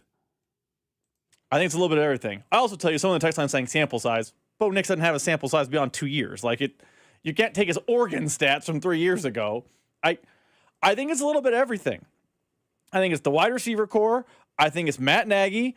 I think it's, the scheme. I don't know. That might be Nagy. That might be sample Reed. Size. I guess I would just ask the question. I mean, Patrick Mahomes. It's the same sample size. Patrick Mahomes makes 30 starts during this time. It's not like I found a 3-week sample here. This is 2 seasons of information of data. We're playing the sample size on 2 years with guys now. Yeah, the sample size guy's wrong. I'm just saying we're playing sample size on 2 years. That's a long amount of time that we're talking about with this. And one of those years, Patrick Mahomes took his team to the Super Bowl and went 14-2. It wasn't like Patrick Mahomes was like some 8-9 just snuck by guy. Who did this? Andy Reid did this? Matt Nagy did this? I think it's a little bit of everyone. Brett Veach, Andy Reid, the wide receivers, everyone has a hand in the fact that this blind resume has me picking Bo Nix. And you know I hate Bo Nix. I know you do. That's why I can tell when the text line's mad, because the text line was listed in their card. They were thinking B2, and not like, oh, damn, he's been Bo Nix the last 2 years. It's ridiculous that they've turned him into Bo Nix. The only stat he's better is quarterback rating. I don't even think that stat's that valuable. Yeah, it's 90.5 to 91.7. It's the same. So the question for me with Patrick Mahomes is a very simple one. I don't care who the person does it is. How do we get Patrick Mahomes back where he looks a lot more like Josh Allen than looks a lot more like Bo Nix? Because that's if we want to play the sample size conversation, I'm not mad at a sample size conversation. Josh Allen's sample size is not a 90 quarterback rating. It's 101.8. So I'm betting he has light years more touchdowns than these 2 guys too in that timeline. Passing touchdowns, it's actually 53-16. Okay, but he also has 29 rushing touchdowns during that time too. We got to count the rushing touchdowns. They matter. You scored on that drive. So yeah. So from a passing standpoint, I mean Josh Allen's thrown for fewer yards than both of these guys actually. More touchdown passes than Mahomes, not more touchdown passes than Bo Nix. That's another stat you would not believe. Bo Nix has thrown more touchdown passes the last 2 years than Josh Allen. I also will continue to maintain I think Bo Nix is better than people think he is. That's also the other part of this as well, is I think Bo Nix is just a little bit better than people are willing to acknowledge. And I don't know why people aren't willing to acknowledge that maybe Bo Nix can be better than this. Because I think we would agree, these are average numbers. It's not blowing you away. That's a fine quarterback. Mahomes has been good the last 2 regular seasons. Just like Bo Nix has been good. Mm-hmm. This quarterback 9-14 in the NFL. Yeah, for sure. You would, I'm cherry picking, but if I pulled 2021 and 2022 Mahomes, you'd be like, oh, that guy's light years better than this player. This player is league average. Okay. I've never seen the text line. They're mad at themselves. So mad, so quick. They got real mad about that one. That was a good exercise, I thought. It's the purpose of it. Nice little cliffhanger there. Yes, text line now trying. Dude, the first years, I think that Patrick Mahomes is better than Bo Nix. I don't know why. You don't have to argue that point. I agree with you. I agree. I'm asking where for a quarterback that unanimously we all think Patrick Mahomes is better. Why over the last 2 we could do before that? I mean, it's not like Mahomes was great in 2023. He had a 92.6 quarterback rating. He wasn't great that year either. That's who he's been the last 3 years. He's been Bo Nix with a playoff resume the last 3 years is who he's been. That's the thing me and you, I think, have talked about the most this offseason. You're like, what do the Chiefs need to do in 2026? They need Patrick Mahomes to be Patrick Mahomes again. They need him to go back to being Superman. Cordell Woodland on this show called Josh Allen Superman. What? There can't be more than one. Patrick Mahomes needs to be that guy. He needs to be John Wick. I mean, we can have analogy after analogy what people have called him when he was in, the oh my God moment of his career. And now he's turned into, I'm mad I picked Bo Nix, but the stats would bear out. He's been Bo Nix-ish. And I would just say, based on their defense, how I think their defense is going to be, based on their defense, I think they need Patrick Mahomes to have some Superman in him this year. He needs to be more Josh Allen than Bo Nix. Maybe that's or probably better than Josh Allen, but yes. He needs to be 2022 Patrick Mahomes. Or 2020. Pick a year where he was great. Text line is reeling right now. They're also my favorite text. Somebody said Bo Nix has been playing a last place schedule. They made the playoffs 2 years ago. Mm-hmm. Made the playoffs. They won 10 games. Now they lost in the first round of the playoffs, but last year I assure you they did not have a last place schedule last year. I promise you they didn't. The Broncos have won more games the last 2 years than the Chiefs.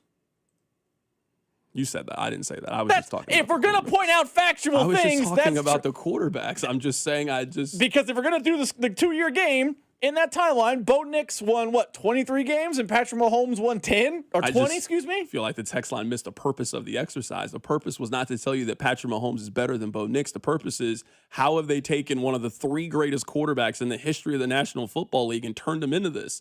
You guys call him Alex Smith during the season. You know who Alex Smith is? Bo Nix's OG is who he is. Tell me, what's the difference in Bo Nix and Alex Smith? They're the same. I could find 2 Alex Smith years that look a lot like these Bo Nix seasons these last 2 years. You want to do that real quick? I'll find the last 2 years of Alex Smith in Kansas City. The last 2 years of him. He was good one of those years, but yeah, I bet they are eerily similar. I mean, right here, Bo Nix, last 2 seasons, passing yards, 7,706 for Bo Nix. For Alex Smith, 75-44. Touchdown passes for Bo Nix, 54. Alex Smith, 41. Now, interceptions. Bo Nix threw 10 more interceptions. Alex Smith, he would never throw an interception, during that time, and that obviously factors into it. Yeah, Patrick Mahomes went from being a 5,000-yard, 50 touchdown passes to now being a game manager-style quarterback. If you're telling me Eric Bieniemy and Chad O'Shea can get that guy back, then yeah, the Chiefs can win the Super Bowl this year because they'll have one of the best players in the National Football League. Keep it right here, The Drive. The Drive with Carrington Harrison on your home for Kansas City sports. 96.5 The Fan. Hey, let me tell you guys about my friends over at Gates Barbecue. And with 5 locations around town, you are never too far away from the best barbecue in Kansas City. So it doesn't matter if it's just you and the wife going out for lunch, go pick up the nooner. Maybe you're grabbing dinner. So you want to get 2 beef on buns. Maybe you want to get a mixed plate because it's just you eating. Maybe you're hosting a watch party. I mean, football is right around the corner. And you plan on watching a little week 0 college football action. Well, make sure you got your small party tray. Make sure you got your large party tray. Maybe you're having people over to celebrate the start of the football season. The holidays are right around. So you want the presidential platter.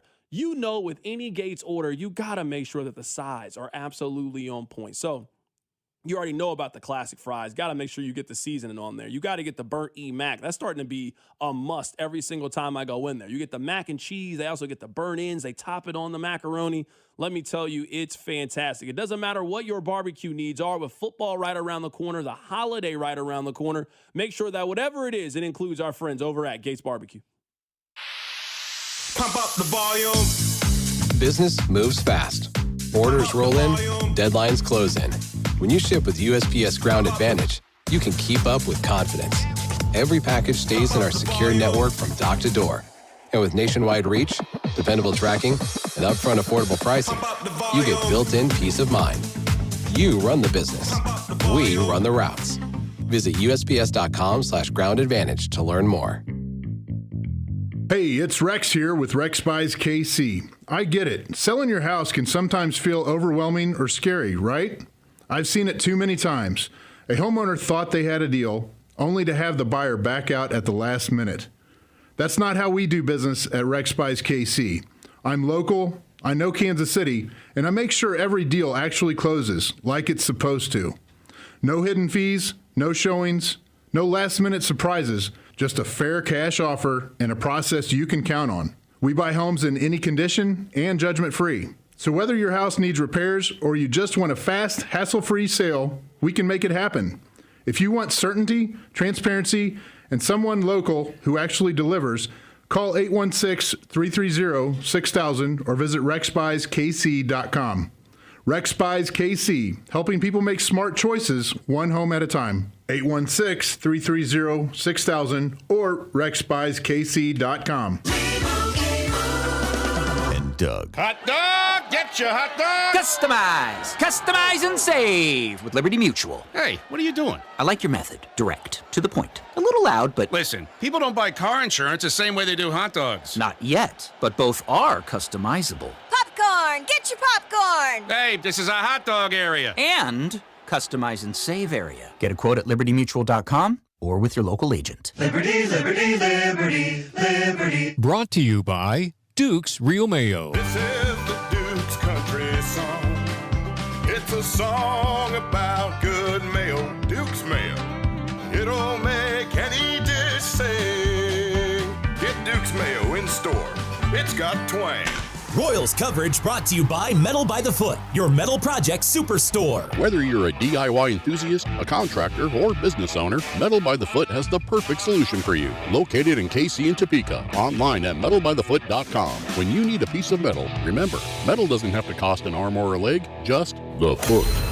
This report is brought to you by Bet365. Winning is everything. With Bet365 early payout, you win even if they lose. Get paid out instantly when your team goes up big, even if they blow the lead later. Bet365. Winning is everything. Gambling problem? Call 1-800-GAMBLER. 21 plus only. Must be physically located in Missouri. They say 40 is the new 20, and that's because guys in their 40s, 50s, and 60s are walking around with the testosterone levels of their 20s. If you want that energy drive, the libido of your younger self, then go to Low T Center like the thousands of other men have. Go to fixmylowt.com and book your free T-test today. Tune in for the Fan Club Fridays at 1 o'clock with Cody and Gold, presented by Circus Sports. Want your shot at $30 million in guaranteed prizes? Enter one of Circus Sports' premier football contests. Visit circusports.com for details. Enter in Nevada. Play from anywhere. 96.5 The Fan. Tonight, expect mostly cloudy skies with a low of 72. Weather brought to you by Duke's Mayo. Welcome to Duke's Mayo Country, where the mayo is so smooth and creamy, it makes every bite better. Duke's Mayo. Look for the yellow lid. Here's your traffic report on 96.5 The Fan. Brought to you by SWL Injury Law, the Car Crash Kings. It's what they do. Visit SWLinjurylaw.com. Okay, biggest slowdown we've got right now, K7 southbound. This is a broken down truck. Right lane is blocked. Wrecker still on the scene at 70. K7 southbound as you approach 70. Coming out of downtown, now the crash is off to the shoulder, right shoulder, 71 southbound on the ramp to 670. You're going to tap your brakes through there. I'm out with traffic on 96.5 The Fan. This is your home for Kansas City sports. 96.5 The Fan. I just want to conclude the conversation that we had just a little bit ago. CDOT, you're being ridiculous. It's a team game. You have to calculate the drops that Mahomes has had to deal with, and those stats will look wildly different. Last year, the teams with the most drop passes in the NFL, Jacksonville was number 1. The Broncos were number 2. The Chiefs were number 3 with 30. So Jacksonville had 45. The Broncos had 43, and the Chiefs had 30 last year. So the Broncos also dealt with drops last year. I'm just here to relay information. I'm just here to pass the numbers. That's the only reason why I'm here, Rob. I'm just here to pass on the numbers to the people because I'm getting yelled at on the text line. I don't even think I did anything wrong. That drop stat explains why the Broncos went out and got Jalen Waddle and the Chiefs went out and got Tyquan Thornton. I'm just a humble servant here. That's all I am. Just a humble servant is all I try to be. Rob, I believe, this is my belief, I believe that by the end of the day, every Power 4 conference is going to be on the same page when it comes to these college players. I think they are drafting it up right now. If you're not eligible in the Big Ten, and I think right now the Big Ten is at the forefront of these conversations. I think the SEC is going to have this done by the end of the day. I think the Big 12 is going to have it done by the end of the week. I mean, you have to have it done this week. You cannot allow these guys to participate in week 0. You cannot do it. Or if they're going to be allowed to play in week 0, then you are letting them play this season. But the college football season starts on Saturday. So you need to make a decision. I mean, there's Big Ten teams that play. It sounds crazy. USC is a Big Ten team. Sounds wild. They play on Saturday. You have to have a who's available for my roster, who's not available for my roster. It's game week for some teams. Not every team, but for some teams. So you need to have this figured out. I think by the end of business tomorrow, I think we will see that all 4 conferences have rejected these players.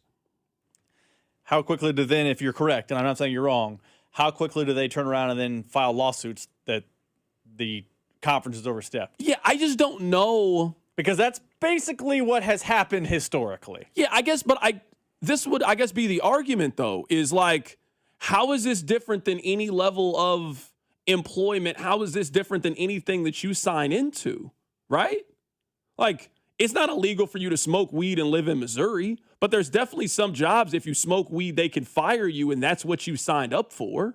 So I guess in this, if the conference is saying, hey, this is part of the agreement that you have as signing up for this conference, I think they're going to have a chance of winning if that's the case.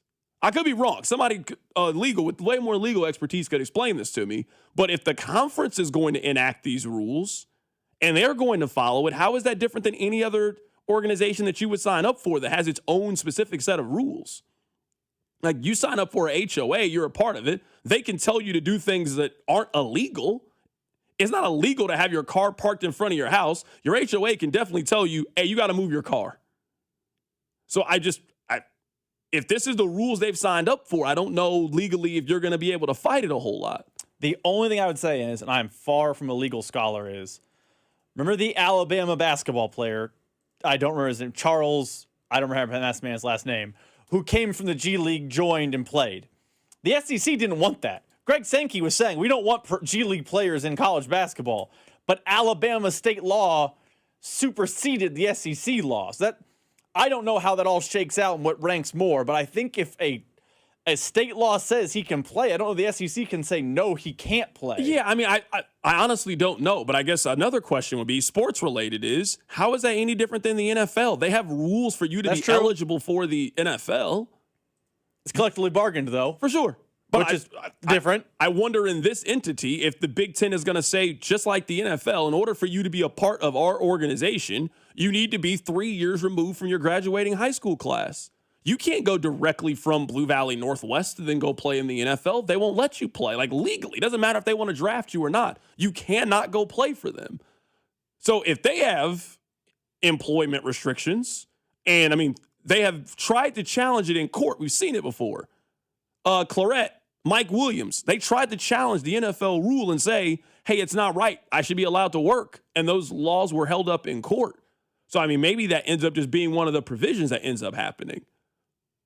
I find it hard to believe that the Big Ten is doing this and they don't feel like this can hold up, or that they don't think the NCAA can't do this on their own, and now we got to step in and now we got to do it. We have all watched somebody do something, mess it up, and now you just grabbed the clippers and said, hey, let me just handle it myself. I don't trust you to do this anymore. And that's what it sounds to me like these conferences are going to start doing. If they can do it about this, why can't they do it about other things?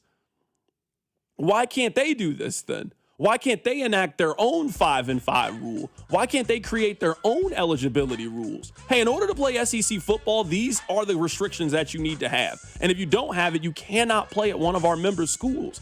They got to quit waiting on Congress to come in and save them, and they got to start coming up with the rules for themselves about how they want college football to go. Why are you waiting on the NCAA? They can't do anything. All they do is hold tournaments. Put your own rules together. And they at least put 2 rules together in the last 6 months, which makes me think, hey, don't gamble and you can't play in the NFL. Let's keep seeing what more we can do. All right, I'm out of here. I'll catch you guys. Hopefully tomorrow we're back to being happy again, because the text line ain't mad. Let me tell you, ain't mad. I'll catch you guys. Take care. It's The Drive. The Drive with Carrington